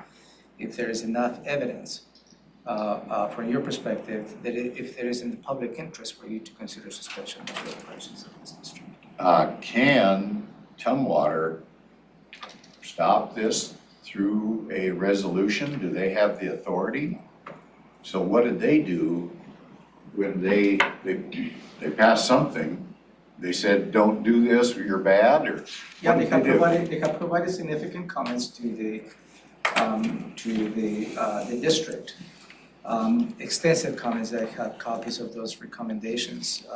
The city of Tumwater has provided to them. The legal counsel from their preserve has also provided significant comments to the ditch district as to why they shouldn't go through this process. But all those comments have been dismissed by the ditch district commissioners. And in fact, you receive a letter from the mayor of Tumwater asking and urging the Board of County Commissioners to suspend the operations of this ditch district. I can totally give you that letter again, and all that provides a perspective as to why we have gotten to this point in holding the public hearing. Okay. This kind of brings me back to if that happened, I just hypothetical, if that was to happen, wouldn't the county be accepting a certain amount of liability for, I don't know, past actions of the ditch district or lack of actions of the ditch district? And that goes all the way back to those residents in that area that said the freeway was the problem in the end. I mean, we could lower some culverts for the county and help a little bit, but a little farther down the road, the swamp is gonna get bigger in size on the east side of the freeway because the water can't get through its normal path. And I think that's where the LiDAR map and stuff comes. Can you bring us a LiDAR map with elevations? I mean, we're not engineers by any stretch, but it's pretty easy to say if the sea level the elevation is dropping from the preserve down to that culvert at the freeway. It's kind of simple to say the water goes that way. Then. Well, with all due respect, I don't think it's gonna be that simple. It's not gonna be that simple. And I will caution against the county going through a hydraulic analysis of the basin related to the Hopkins district.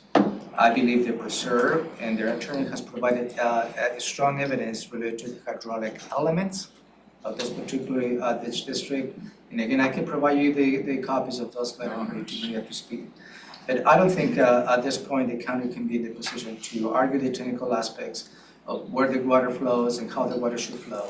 It is, if the board intends or ended up suspending the operations of Hopkins district, to go back to your question, the county will take responsibility of the operations. Right, but if we don't do it adequately, properly, we don't get the solution and other damage is done because of flooding. That's kind of on our back then, it sounds like. Well, that will be something you need to weigh in after. I'm hoping our legal people are putting some thought into this. I guess I'll let it go at that at this point. It sounds pretty complicated to me. Questions? Yes. Does it say in the resolution how much the fees they've imposed on you said you were reading from some September 24th resolution? I believe the proposal on the resolution doesn't specifically state. They just saying that the role of 603 properties have been adopted in final form. I believe the result of that, and I can go by the assessment of the legal counsel from the preserve. And the legal counsel stated they will generate close to, give me a minute. It was a lot. Significant. Yeah.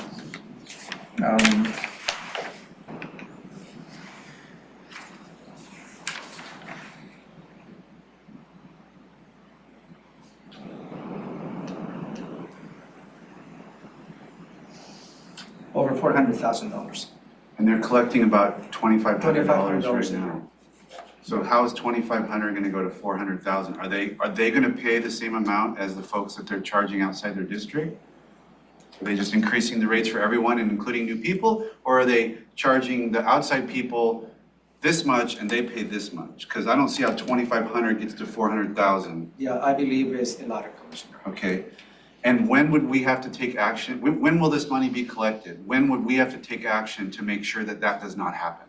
So the next action you will, if the board decides to suspend the operations of the ditch district, then this resolution, in this resolution, you direct me to send that to the treasurer. So the treasurer. But if we don't suspend operations, when do they get their money? When do the preserve I believe folks the have to pay? the assessment will be coming January 1st.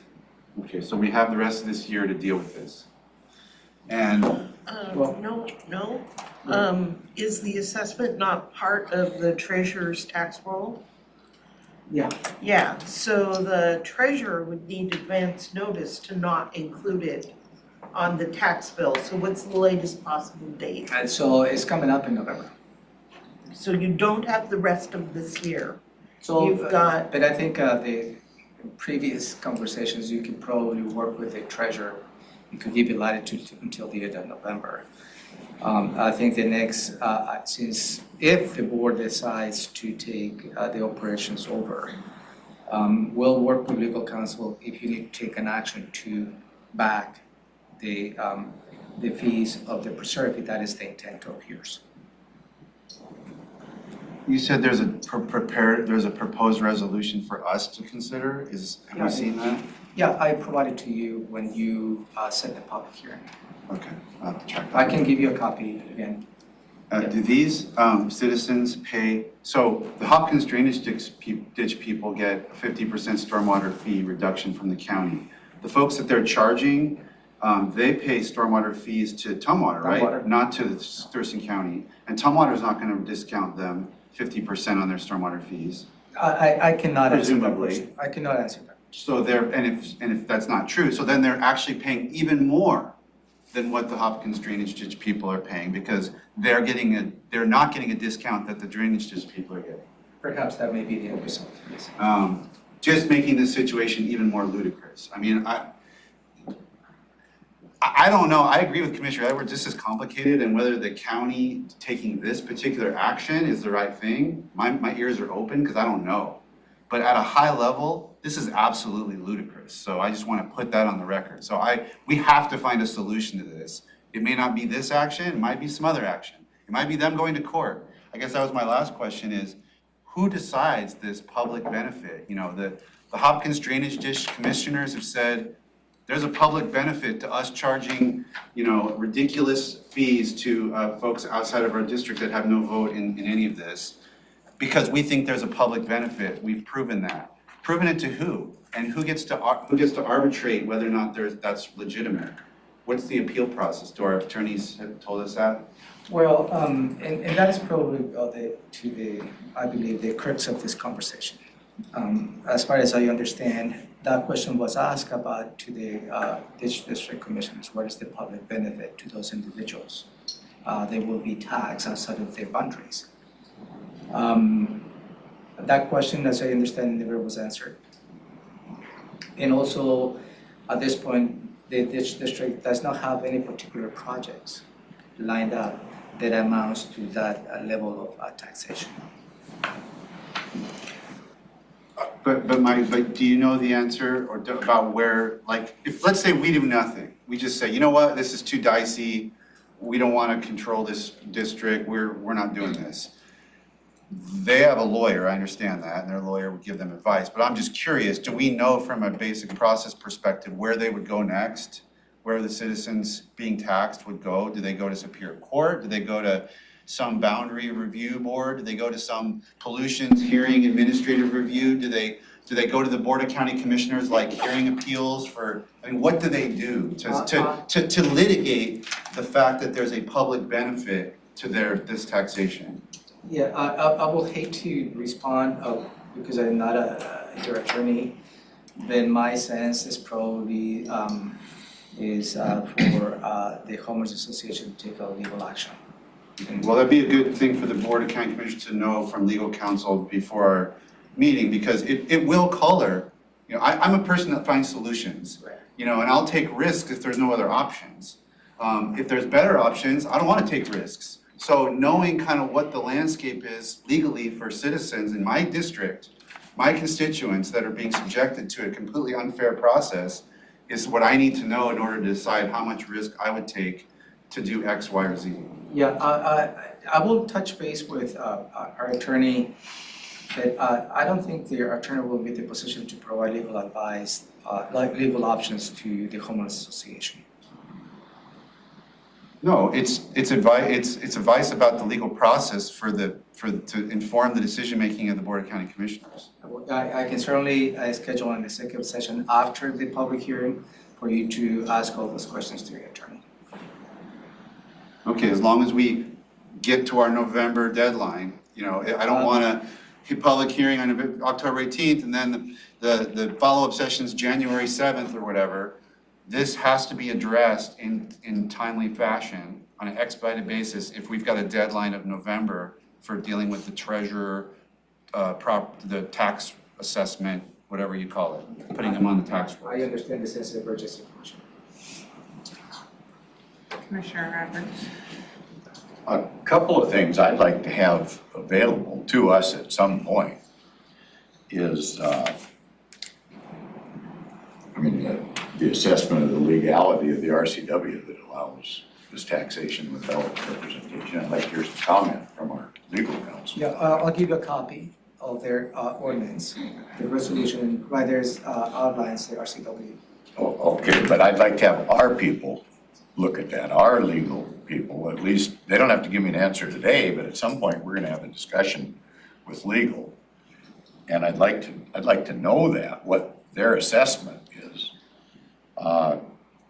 I'm really curious, how long has that development You said 15 years they've been It working. it How- has been developed Yes, over the last 15 years. but how long has it been in the city of Tumwater? The annex, Tumwater annexed that particular property, I'll say probably 6 years ago. Well, I kind of remember it, I think. That's what bothers me, that, so we were part of the problem of that being developed as well, possibly? Well, Possibly. I wouldn't. I'm not saying a problem. Well, I wouldn't label as a problem. No, I'm not gonna label it as a problem. I don't wanna. Because there is enough evidence, I believe, by the preserve and their engineers and attorneys, they have met every single stormwater requirement. Okay. They, and they, from their perspective, the additional stormwater has not caused any related issues to the Hopkins Drainage District. The Hopkins Drainage District takes the January 2022 rainfall event. That just about every single stormwater facility in the county, the region in Western Washington was overwhelmed by the amount of rain. And they have taken that as a baseline to determine that in fact, that flooding was caused by the development of the preserve, which is a little bit of a disconnect. I will give you copies of those letters for you to bring yourself up to speed again on that one. I guess, I mean, I'm not saying I don't want the copies, it'd be good reference material possibly, but I'd sure like to have our attorneys be advised as No, you know, what that means. right along. And, I can read a legal letter and not even know what the, I will, that's what my suggestion is for you not to take an action next week, and I will schedule an executive session if that is needed as soon as feasible, for sure. And it will not be January next year. and I'm kind of curious, and maybe I can have staff look it up myself on the GIS folks, but I am curious about that elevation issue. If, I certainly don't want to take over something and find out that, well, we gotta lower the culvert at the freeway 6 feet, or whatever it is, I don't know what it is. But it's very simple for me to determine that if the sea level is this high here and this much lower here, that the water is gonna run that way. You know, that doesn't take a hydrology, engineering degree to figure that one out. And that just helps me assess risk, that's all. Yeah, we can probably provide you with a GIS map if that's what you I mean, just- want, Commissioner. just And to the reason see. that I really, for me, the issue is narrow what I bring to the board. Yes, but I like, the more information I have when I make a decision, I feel better. I will provide you with a contour map as you see it, as you request. I will do that. I don't wanna make decisions without as much information. I will ask you that, but I will feel extremely uncomfortable for the board to take a technical position. Oh, yeah, I'm just from the knowledge of the whole situation, you know, including when it was annexed and the whole thing, cause I think we're dealing with something that is more of a bugaboo than we realize, so. It is 10:54. Let's go ahead and take a break. We still have a lot to cover.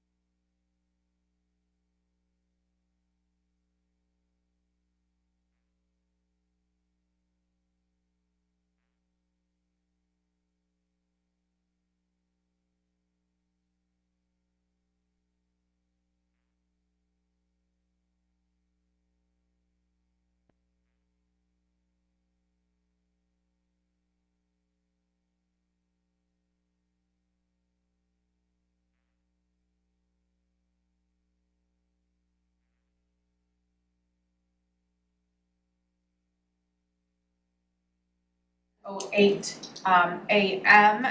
We left off with proclamations and awards and advisory boards and commissions. Jamie Caldwell, our clerk of the board, will present this. Good morning. Outside of the proclamations already reviewed, I have no further update. For the boards and commissions, the standing requests from last week have been included for your review, along with the follow-up recommendation information from the Housing Authority. I did hear back from the Agritourism Advisory Committee, and they are recommending appointment as requested. One member is no longer available to serve due to job responsibilities, but has offered to stay on until a replacement is appointed. The current applicant lives in the Yelm area, as does the current member that is departing, so that area will maintain their representation should you choose to appoint. I was hoping to have a response from the Historic Commission, but staff contact has only had their responses trickle in. Our meeting is a whole tomorrow evening, and she plans to have them review that pending application during that meeting. The two Veterans Advisory Board applications that we've previously discussed, the staff contact did update me that there is an opening I wasn't previously aware of, and that one consent item on the agenda for the 18th to remove the current member due to non-attendance, so both applications can be considered for appointment. I also received one application for the Fair Board that's been included for review as well. Outside of the above mentioned, this one's going to make Commissioner Menser super happy, but I did receive a request for consideration from the Scott Lake Drainage District, number 11. They're requesting that the board appoint Darren Bode to replace Kathy Hirschkorn, who is retiring. Darren would finish out her term that is set to expire in 2026. And thank you, related to that particular appointment, since those are elected positions, the board needs to appoint until the next election cycle. So it's not a committee that you appoint. That's the connection. Thank you. Okay, questions? I just have a comment that yesterday was Indigenous Peoples' Day or something. I don't see that on there. I know Commissioner Menser sometimes talks about that, so it's there if you want to. It's not on there, and that's one thing. What are you on, is not on where? On our Proclamations and proclamations. I was looking for that, I don't know that maybe. I don't think I got a proclamations and awards paper today. My packet was missing.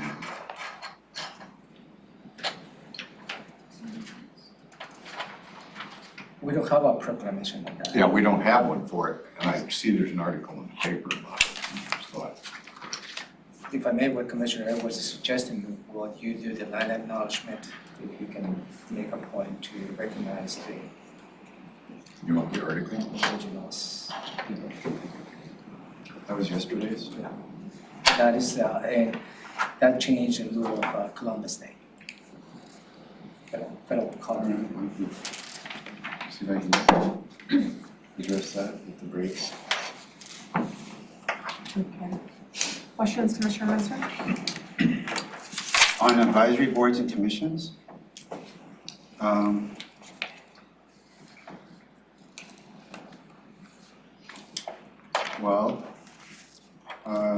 don't know if there's, the agritourism advisory, did we gotten a thumbs up for that one? Yes. So I'm fine with that. I'm fine with the Fair Board applicant, reviewed his application. I guess we're waiting on historic. Veterans Advisory Board, I don't know, these are new, I haven't looked at these. I don't know, do we usually get input from From what Lenise was saying earlier is that they've already approved. I do have the removal of that one member on the consent agenda for October 18th, Yeah. So that means there's 2 spots open? Yes. That one's also, just has it openings, I don't know. I don't know that I have any more questions. I guess I would like to address this email from the Housing Authority saying that there was awkwardness for board members because one of the applicants was spouse of my assistant, and in order to address that awkwardness, I can let them know that I know Mr. Cooper, I didn't ask him to apply, I haven't spoken to him about it. I do know that my understanding is that if he were to be appointed, he would step down from the RHC, so there wouldn't be that issue either. So he is a elected official in the community who's on the RHC, so he's got both policy and subject matter expertise as an applicant.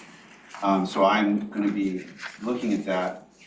As I said before, I'm going to be, I think I'm going to interview each of the applicants for the Housing Authority since there's so many qualified folks. And I'm not going to be reappointing Mr. McClanahan because I believe that this board should have term limits. And I believe when someone's served 10 years that this is such a hot button issue in the community. There's a lot of interest. It's a small board. We should definitely, after 10 years, bring in new people. I'm recusing myself from Mr. Goldstein's reappointment, and as to who I would nominate for Mr. McClanahan's spot, I'm going to be interviewing the 4 applicants because they're all extremely qualified. So I'd like to see who stands out from the pack, and I have some specific questions I'd like to ask each one. So I'm not ready to make any suggestions on that myself. Okay. I guess when it comes up, I'm going to be supporting Mr. Goldstein and Mr. McClanahan.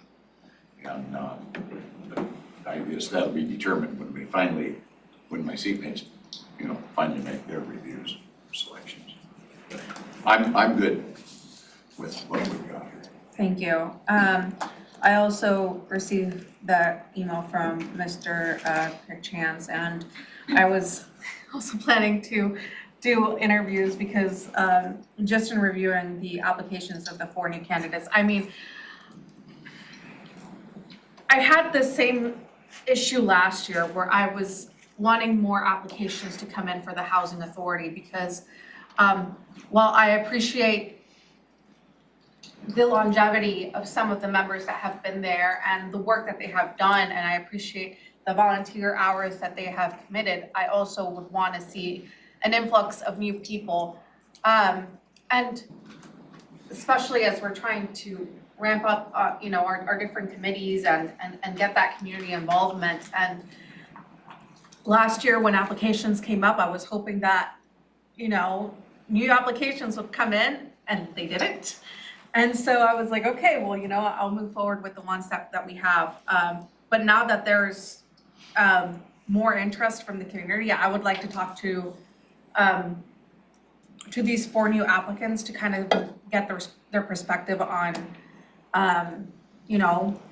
kind of why they want to be a part of the Housing Authority. And I have some specific questions for them as well. And just hear what they have to say. And so that's kind of like where I'm at. In terms of the Agritourism Advisory Committee, ready to move forward on that. Commissioner Edwards, are you ready to move forward on that one? That's the Agritourism Advisory Committee. Yes, I'm ready for that. And I just have a follow-up comment on housing when you're done. Okay, and then the Fair Board, I'm also ready to move on Mr. Larry Mahan.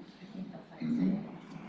Are you ready? Okay, and so, and then we're still waiting for the Historic Commission to give us, and so for the Veterans Advisory Board, there will be 2 openings now, is that? Yes, once the consent item is passed on the 18th, it would open that second spot. So I can add them to that agenda following that consent item. So essentially numerically it would work that one was removed and then those 2 are appointed. And then with this new, was this kind of what the Veterans Advisory Board, the recommendation, once this person was removed to move forward these 2 applications? Yes. Okay, then I'm in agreement with that. Are you in agreement with that proposal? Commissioner Edwards?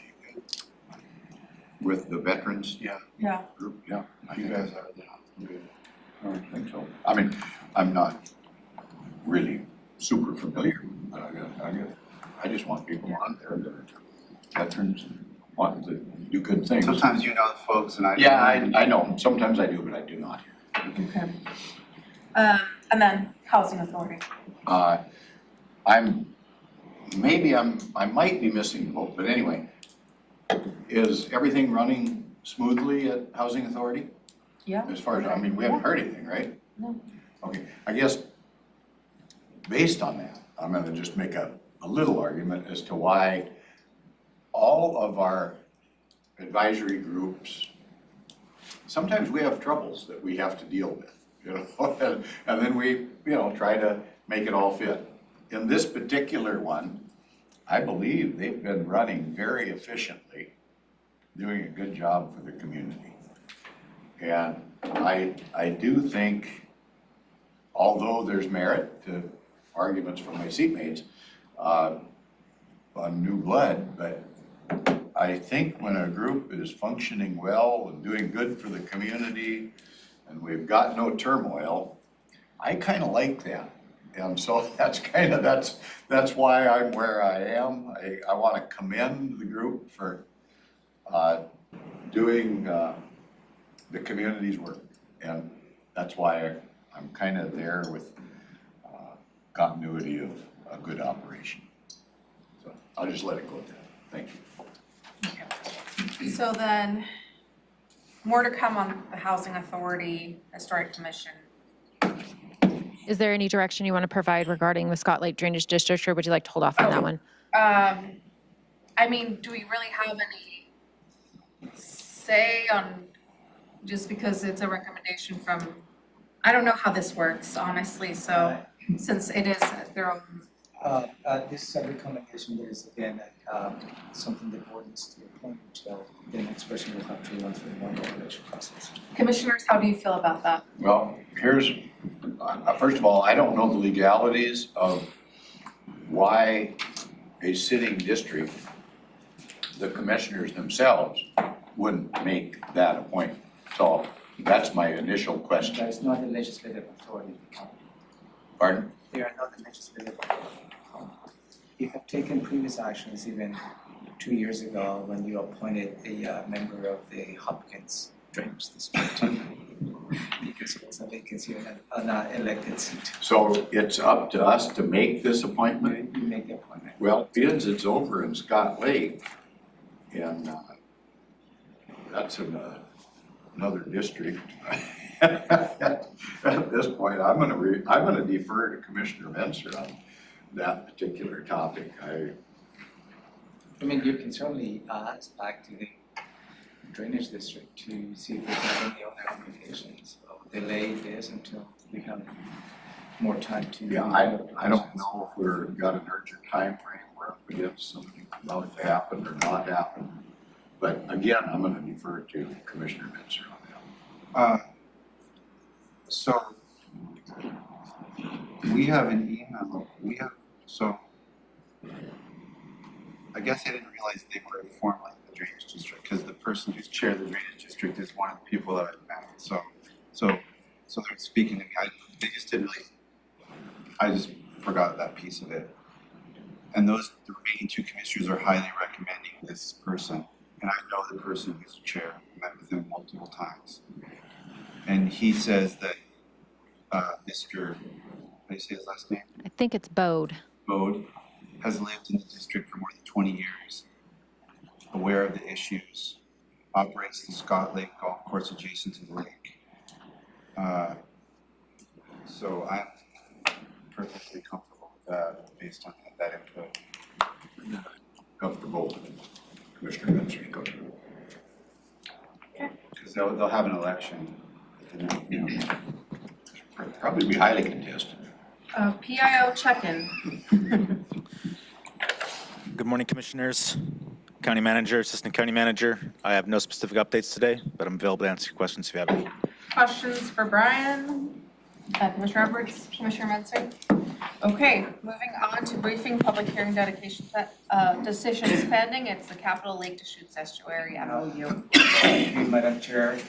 I introduced the latest draft of the MOU to you last week, where this is a memorandum of understanding related to the Capital Lake. Can probably give you background information as I provided to you, but mainly I will ask any questions if you have related to this MOU.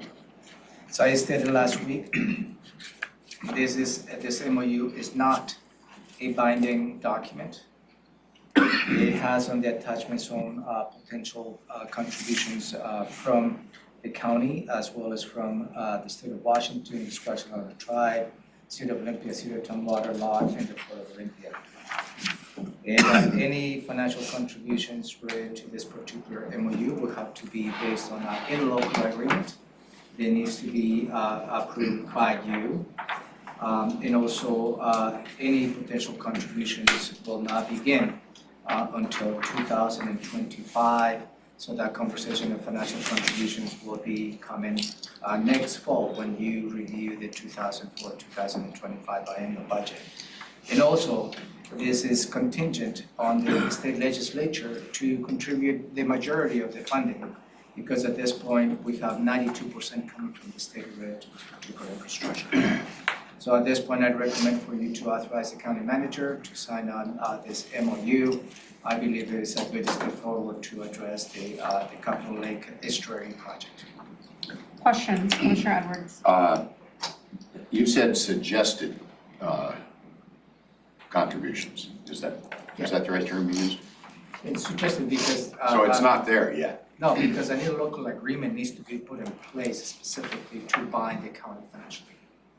Is the yacht club listed in here as one of the participants? No, there is not. participants? There is no private entities on this MOU. I would assume that under the umbrella of the Port of Olympia, they could be part of that.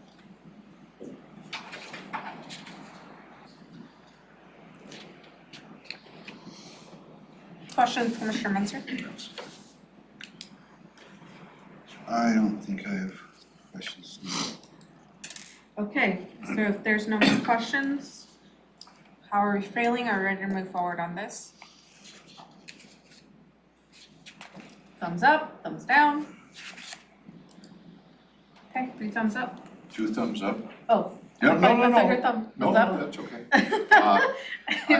No, I see what I see where you got that. Yeah. Recognizing that there's no final commitment, I just feel it's always beneficial to continue the dialogue. And for that reason, I would be in favor of continuing with this.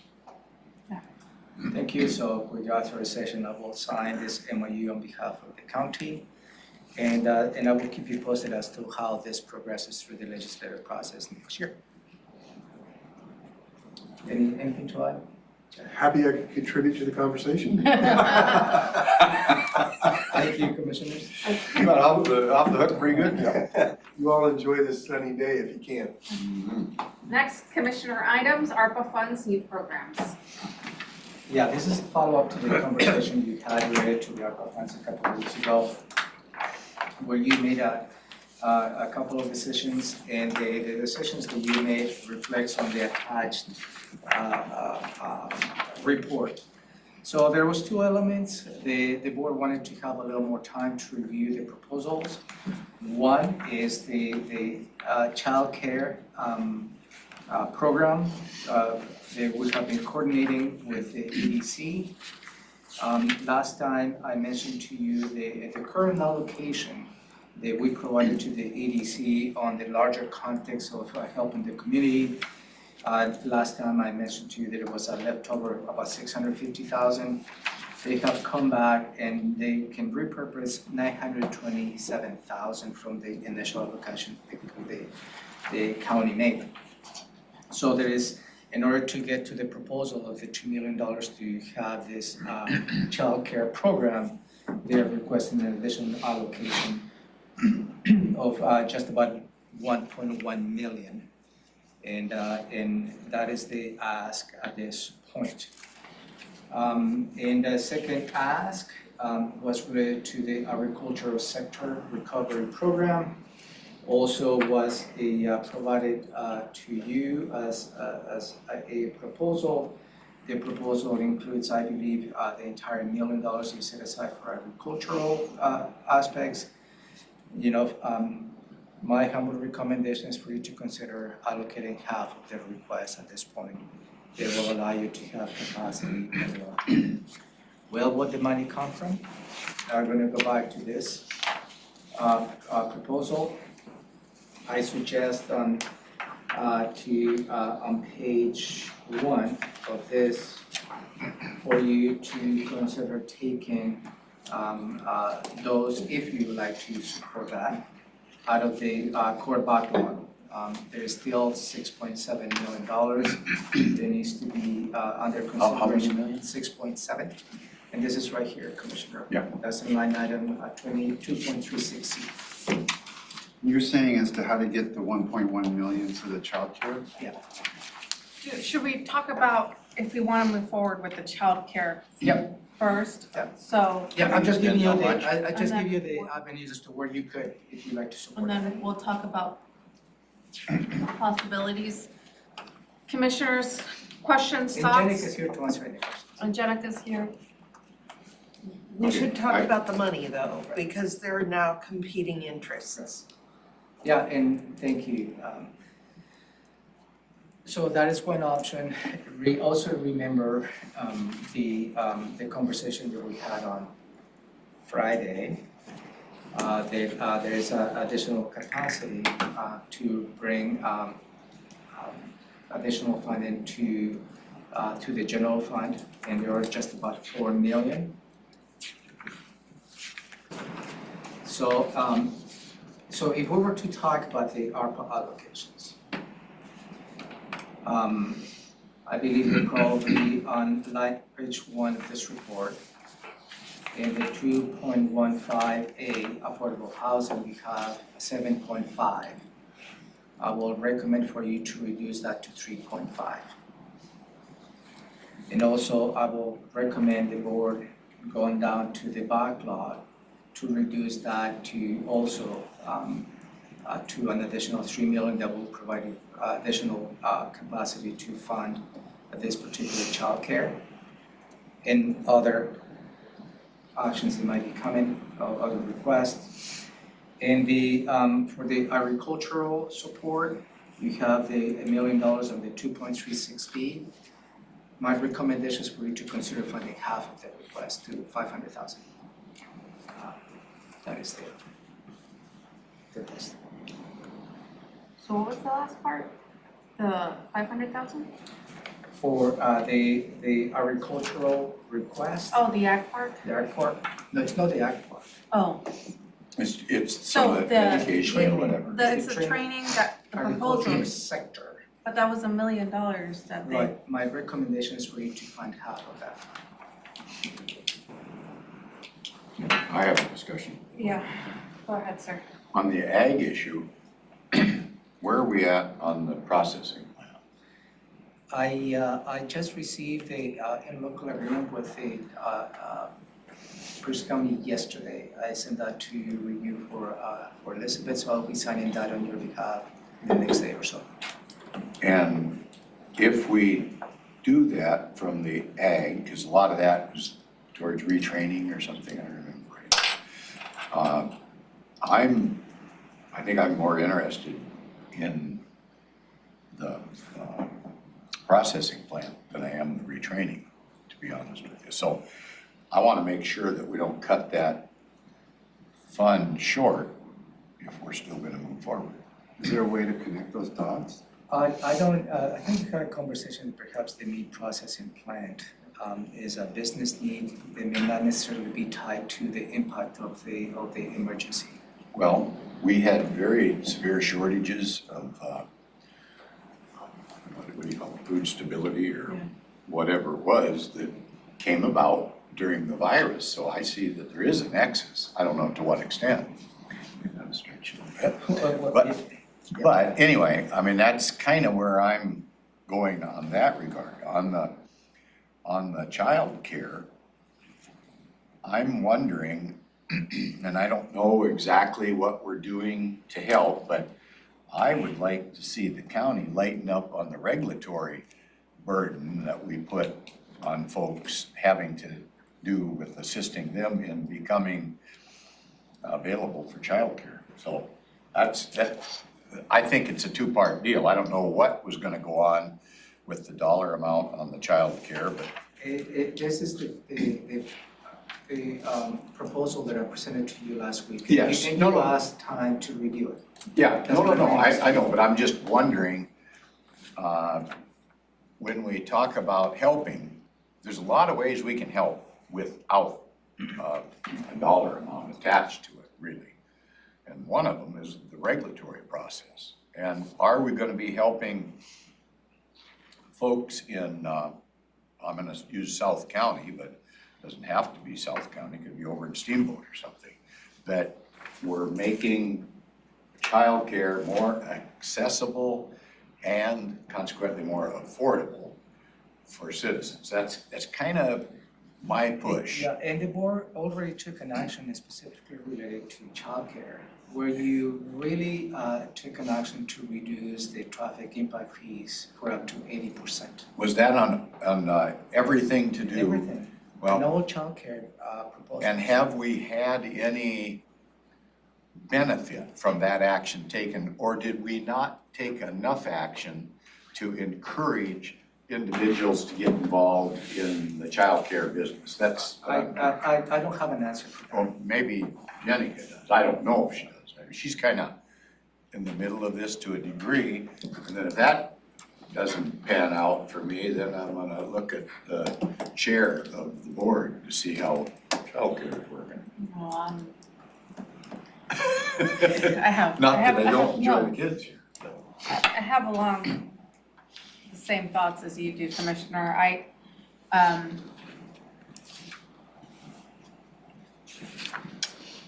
thought that your request was kind of different to, while I appreciate the proposal, for me, it just kind of didn't quite fit with, I guess, what we were looking for.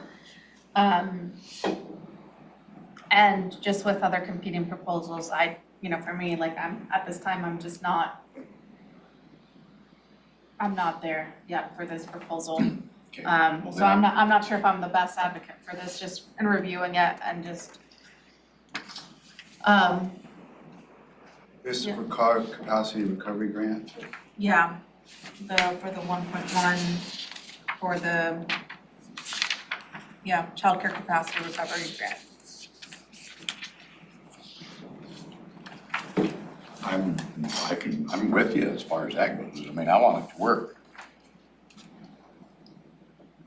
Even my great grandkids are getting big enough, they don't need it. So I don't think I'm a very good barometer to use either, so.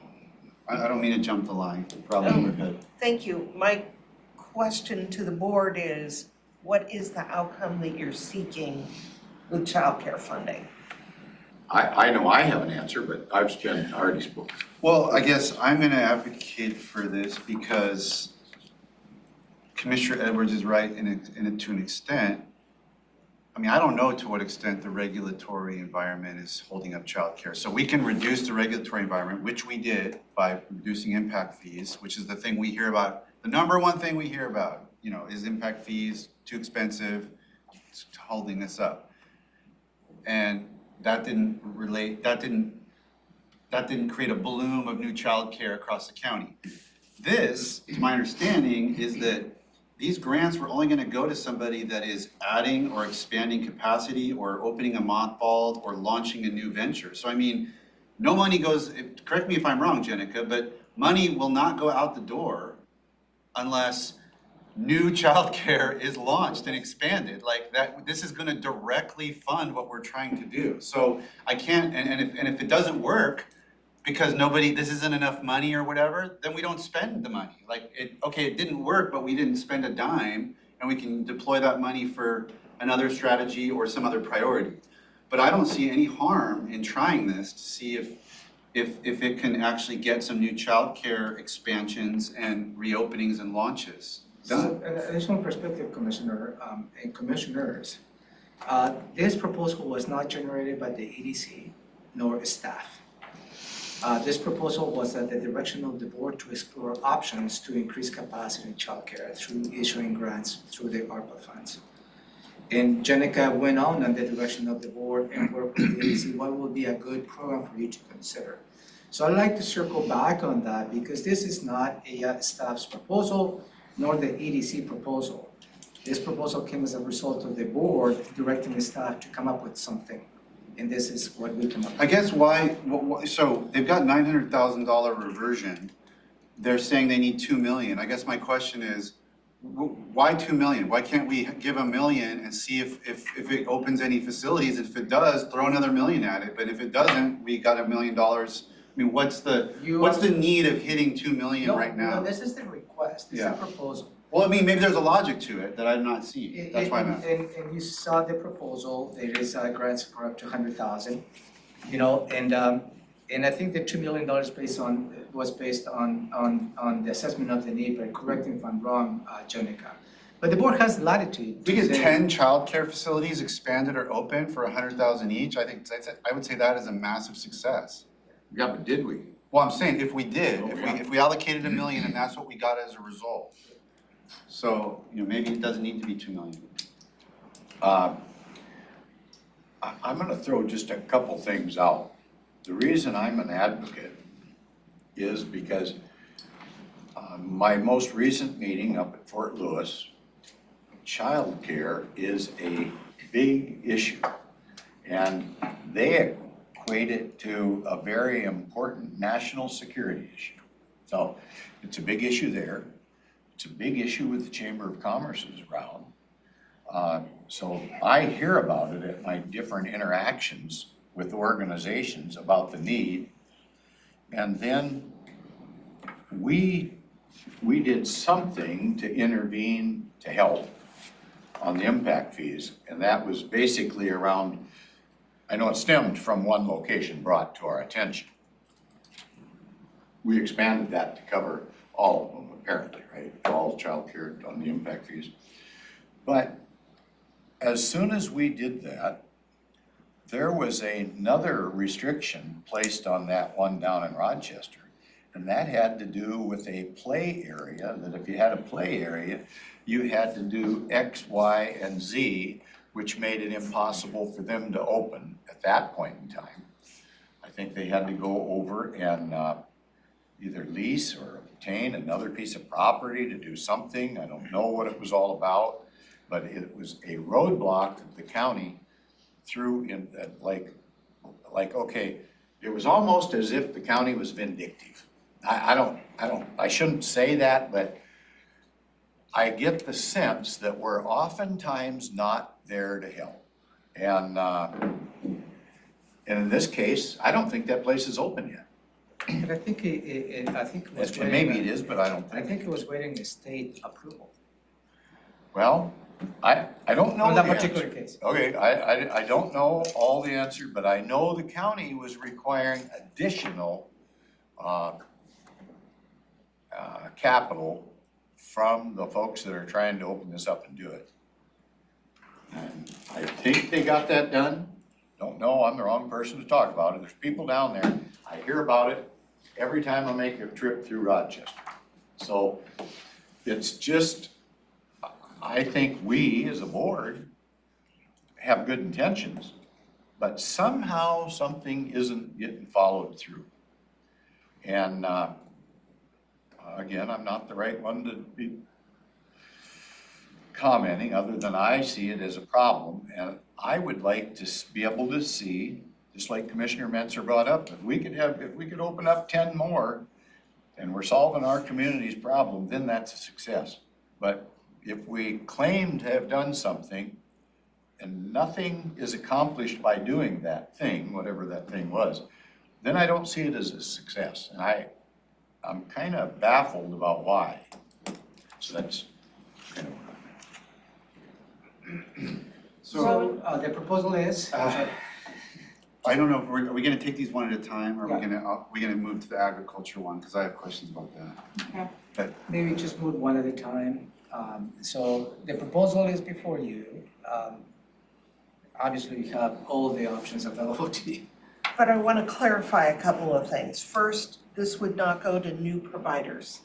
These providers would have to have been in operation pre-COVID to qualify for the grants. And so when it says helping pending new providers launch, that's those with business plans, site and other sources, in the bullet points, you're gonna remove that? I think we need to, because eligible applicants clearly says located in Thurston County and in operation pre-COVID. And that is part of the, if what is proposed here is what I think is proposed, we would be passing through grants, like block grant. And I'm kind of looking at the screen to see if Jenica is nodding. Is it gonna be like a pass-through grant, or is it gonna be like a reimbursement?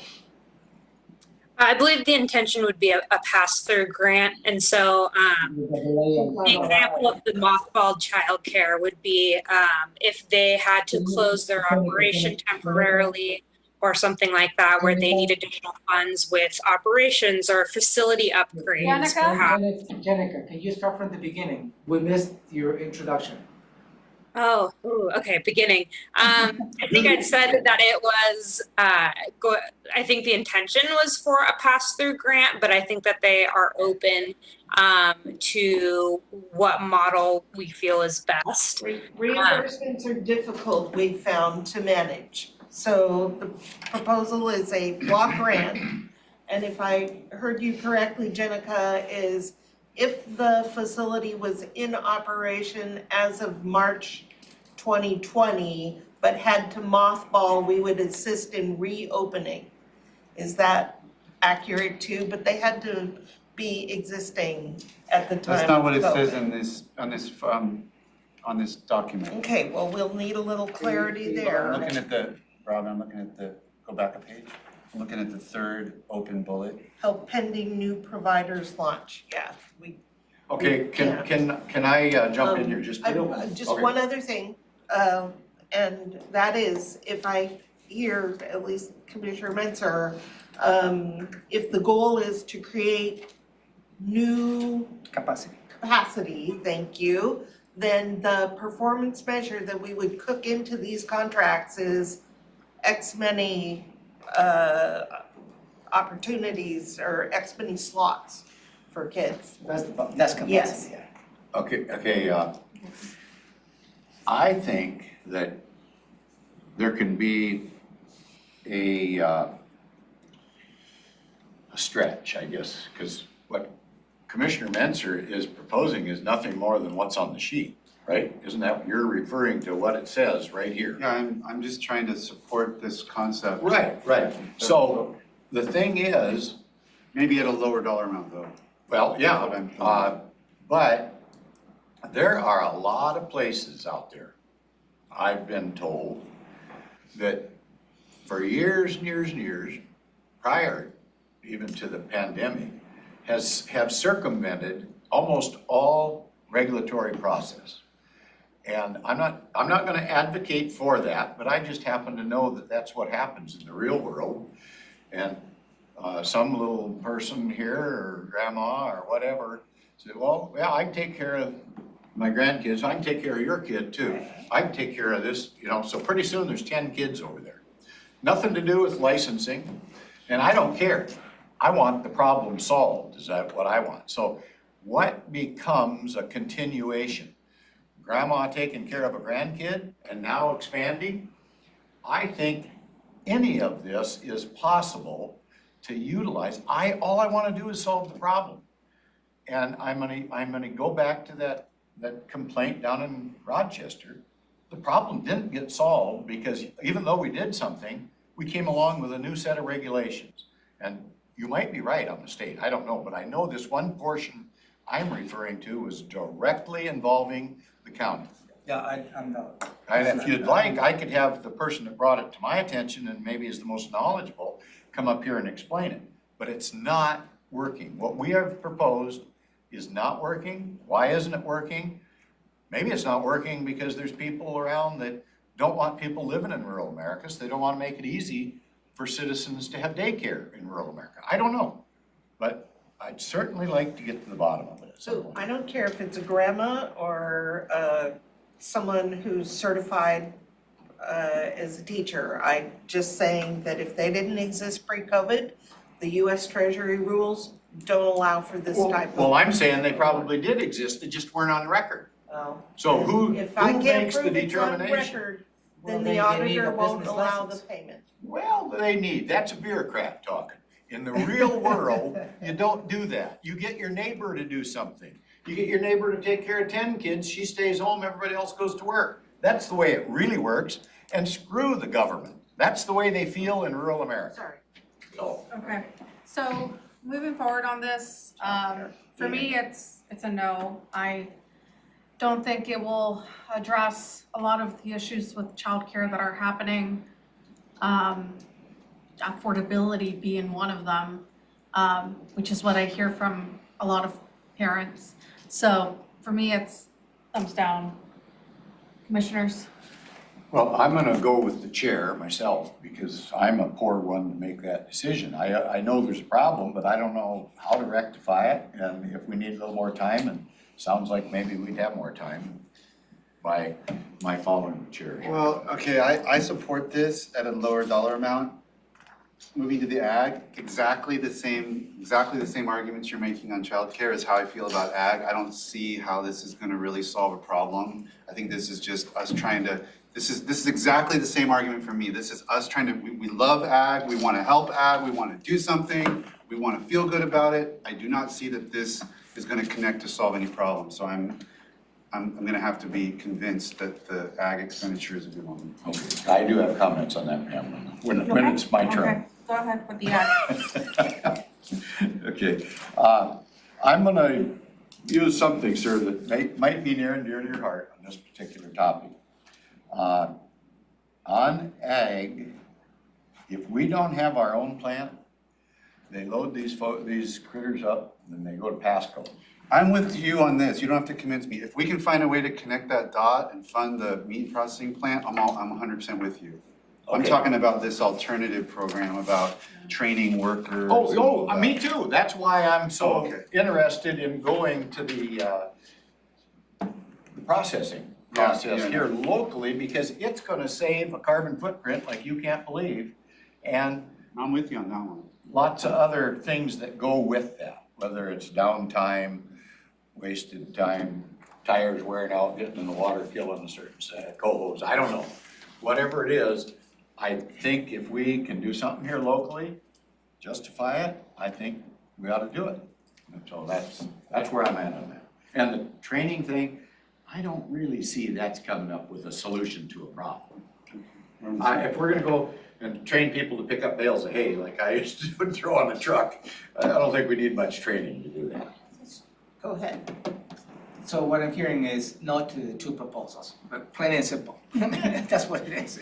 I mean, I was just gonna say that the connection to the meat packing plant that we've heard from the community, or rather the industry, is even if we built one, there's no one skilled to operate it.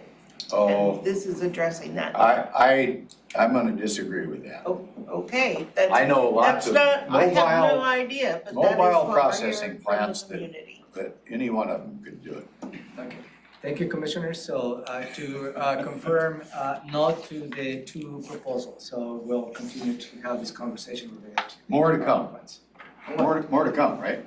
No, you're just Yeah, but saying. we'll be discussing Well, these issues as time goes on. Other proposals might be coming your way, and you will have another decision point at that time. Well, if anybody's wondering, I could certainly come up with somebody that could say, yes, I could run that processing plant.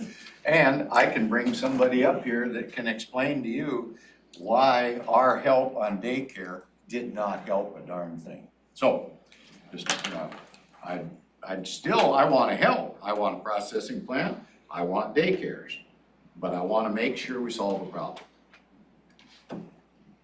Okay, anyway, I think we're late. So, yeah, I mean, with the childcare, just reading through the proposal, and I just, I feel like it won't address a lot of the gaps that are happening in childcare right now. And I do appreciate the proposal that was put forward, but for me, it just didn't quite fit. And then for the agricultural sector recovery program, I know that this is something that was really worked on.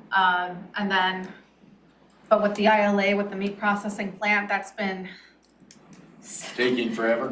taking forever. Pierce County made us hurry up and wait. And so, I know that's something that I've been advocating for. I know that's something that we've all been advocating for, so I'm really anxious to get that study moving along so we can actually see some results and see if, this is something that we can invest in. Could I just make one quick suggestion? I don't know how the board feels about this, but we're not supposed to be directing staff or something, so we direct the county manager, I guess. But I would sure like to hear back something that addresses everything that we talked about here on these last two topics.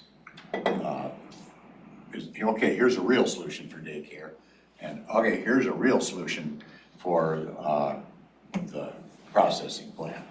So we don't just linger on and 6 months later we're nowhere. I would like to continue the discussion on solving both of these issues, and I don't know if that's Jenica's deal or Romero assigns it to Jenica or somebody else. So related to the meat processing plant, I just stated what the next Yeah, steps are. well, So you're about there on that. what else you'd like to hear? Well, one thing Robin brought up that maybe nobody's here to run it. I don't believe that. So I don't know if we need That to. was according to the industry, and that's not a manager, that's the workers that you need to operate the plant. Boy, you take a look at some of those things that are going on in the Midwest on those slaughtering plants, it'll make you wonder, do they have a doctor's degree? I don't think so. I don't think they need a doctor's degree, I think that some people need to So be trained in if, how to operate. related to the childcare, if you have a name that Jenica can contact on that particular example. Okay, thank you. Thank you. I'll leave that one. Okay. Okay, with that, before we jump on, thank you, Jenica. We have 2 executive sessions. Are there any, Hold on, I need to have Elizabeth here. I texted she will be here.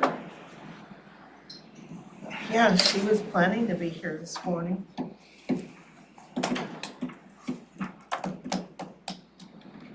so while we're waiting, are there any commissioner items that the commissioners need to discuss? Just one item I'd like to highlight. You receive an email from WASAC, Juliana Rowe, related to a survey related to jail. So I will coordinate a single response from the county with Leah, just to make sure that we'll circle back with you. That relates to the so I've been chair for you at the Legislative Steering Committee, and we did this big process to whittle 35 proposals down to 4. And one of the 4 was some kind of request for state funding for jails. This is some big issue in certain counties. I didn't even quite understand what it's all about. But that one got into the top 4. So that's why they're doing this survey. So and it came from a conversation from a committee that I was in from the LSC. And so how it started was with the jail standardization group, and they're gonna start meeting and passing down. And there was concern between a lot of counties that where our jails are not up to date, it's been really expensive, we cannot update it, we don't have the funds. And if regulations are going to be passed down to us, we don't have the money to fix it.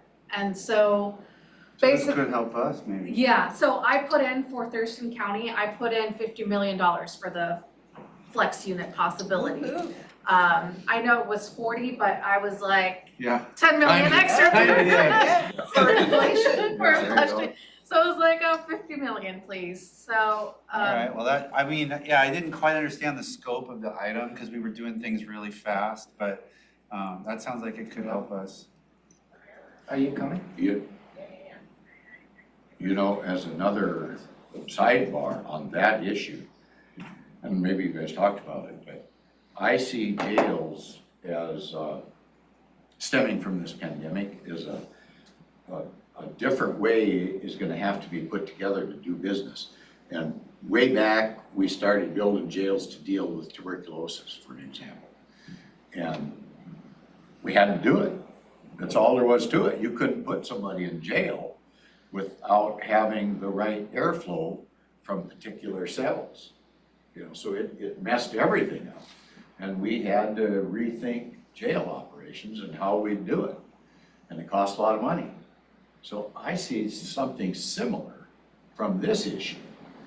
I don't know, we got monkeypox on the horizon or whatever. I don't know if that's gonna be an issue, but I wouldn't doubt that it could be an issue. So we've Yeah, got I these mean, communicable the diseases. flex unit that we needed anyway for sort of a different reason fits directly into this concept of like, you know, post-COVID jails, you know, having to have Right. Good thing we isolation stalled that cells. off, right? Yeah. So that was kind of what came down, and then I saw the survey, and I thought maybe one response from the county Yeah. would be, instead of everyone filling out something separate. So if you can let Leah know that the request that I put in for the county was $50 million. So make it 60. County manager, can I ask about the, when are we gonna revisit our good friend, the boards and commission handbook? We got some. I just had a conversation, as you may recall, the board asked to send a review to all the boards and commissions for 45 days. That has been completed. We're in the process of gathering all the comments. Okay. So we'll be providing soon. I think that James is working on the red line. Might be a planning session topic or Yes. something, I don't know. Yeah. That's been hanging out there. I got some comments directly from myself. First, we have two executive sessions. One is election. Which committee did you get it from? Can you stand by for this? Oh, yeah. Next one? From Scott Nelson on the planning commission Okay. and from, Do you want me to put us on break? shoot, I can't think of the Yeah, second one. put a second. There were two Is Elizabeth right here? overlapping. Well, she's coming. Travis. Well, not on break yet, because I still have to announce the executive session, so. Any other commissioner items? Yeah. Well, I might as well keep going with commissioner items, we have Well, time. I mean, I do have one, but, Go ahead, sir. and that's the communication that we got from the lake management folks on, did everybody see that? Is it new? Yeah, brand yeah. new one. It was, We just got it today, I think. I thought it was last night. Was it last night? Today for me. Yeah. And it's pretty telling. And is this the one where they're talking about the new one up in Pierce County? Yeah. Okay. What does it say, Commissioner? The Pierce County just created a new lake management district. Okay. And they're covering the overhead because they feel they're going along with the RCW, which is kind of in tune with my thoughts on this particular issue. We haven't solved the Spanaway Lake Management District. Anyway, that's in Pierce County. I think it's a big issue. Bigger than. And that's something different than the subsidy that we're providing for the indirect costs? Yeah. Yeah. Covers what? And we didn't start taking, I don't think we started taking indirect cost or whatever out until about 16, did we? When did that change? I would have to look. But something like that, Back in wasn't 2015. In when the 15, was it? board- When the board moved that to Public Works. it? Anyway, the county was basically covering that, using the money that the lakes people raised to treat the problem. And the county took care of the overhead, I think, is about the best way I can put it.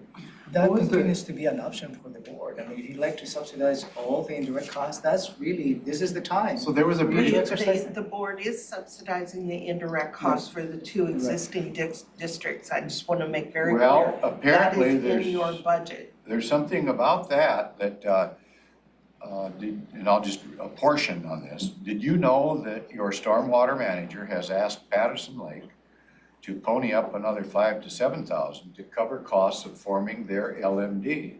Pattison. Yeah, Patterson Lake. And is this coming from the Pattison Lake representatives? I guess, I don't know. No, this is not coming from Mr. Halverson. Well, he's the writer of this correspondence, but those people are all in lockstep together. I can tell you, I was at a meeting with Paula towards the end of her term, and it was very obvious that all the lakes people are locked in when you read this, I'd say just read it, it's from the Lakes people.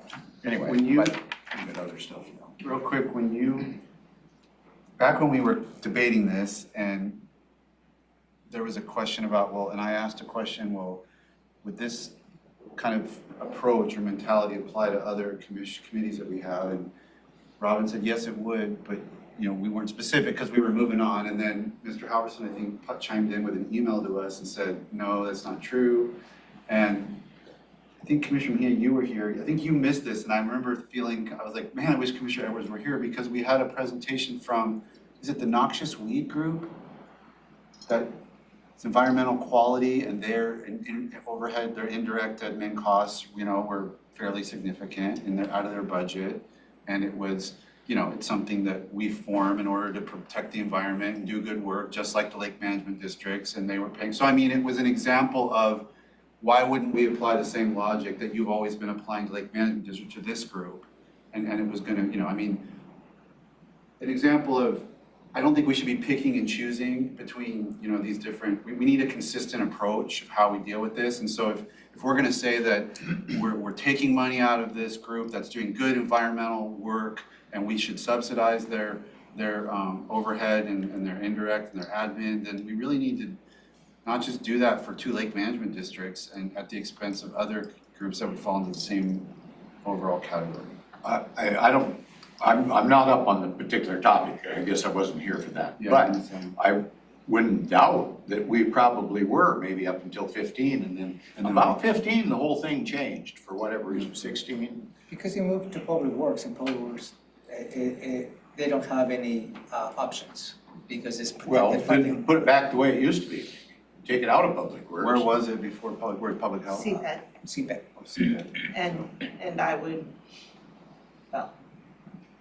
would have to look to see how they were allocating their costs. I think that's a different story. Yeah. Anyway, I would ask the board to review this, and believe me, I was at that meeting with Paula.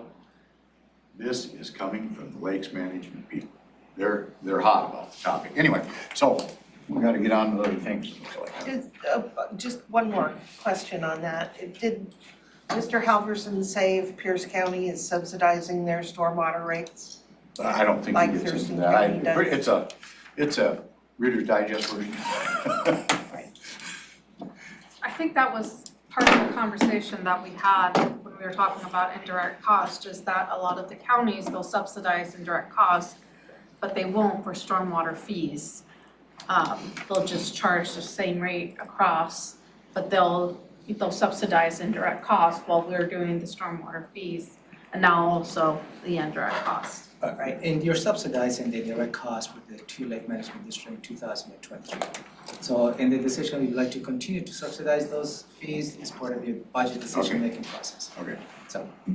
Okay, with that, we'll go ahead and go into executive session. We'll be in executive session for 40 minutes for 2 different sessions. The first one for RCW 42.30.110 subsection 1I, to discuss with legal counsel representing the agency member acting in an official capacity is or is likely to become a party when public knowledge regarding the discussion is likely to result in an adverse legal or financial consequence to the agency. Electioneering, commissioner's action may follow. And the second executive session is for RCW 42.30.110 subsection 1I, to discuss with legal counsel representing the agency litigation or potential litigation to which the agency, the governing body, or a member acting in an official capacity is or is likely to become a party when public knowledge regarding the discussion is likely to result in an adverse legal or financial consequence to the agency, implementation of HCP fees and charges. And I do have a question, a comment, I don't know, maybe the county managers. On these executive sessions that we go into,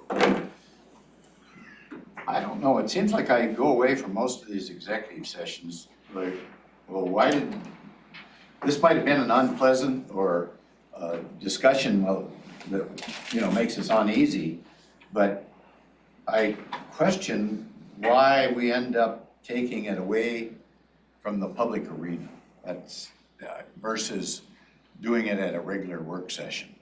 And What's the and deal? I will have to probably refer because legal counsel is here to provide you the legal perspective. If they feel comfortable to provide you with a legal perspective in public, it is really up to them. And the reason as to why the executive session is because they have requested to provide you the legal opinion in the executive session.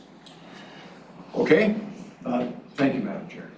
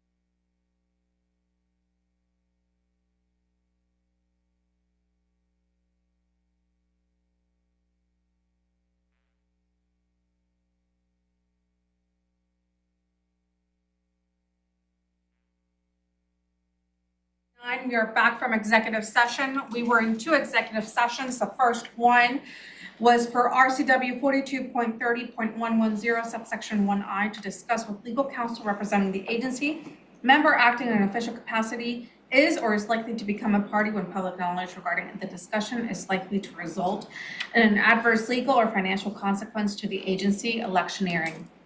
Number 2, executive session per RCW 42.30.110 subsection 1I to discuss with legal counsel representing the agency litigation or potential litigation to which the agency, the governing body, or a member acting in an official capacity is or is likely to become a party when public knowledge regarding the discussion is likely to result in an adverse legal or financial consequence to the agency.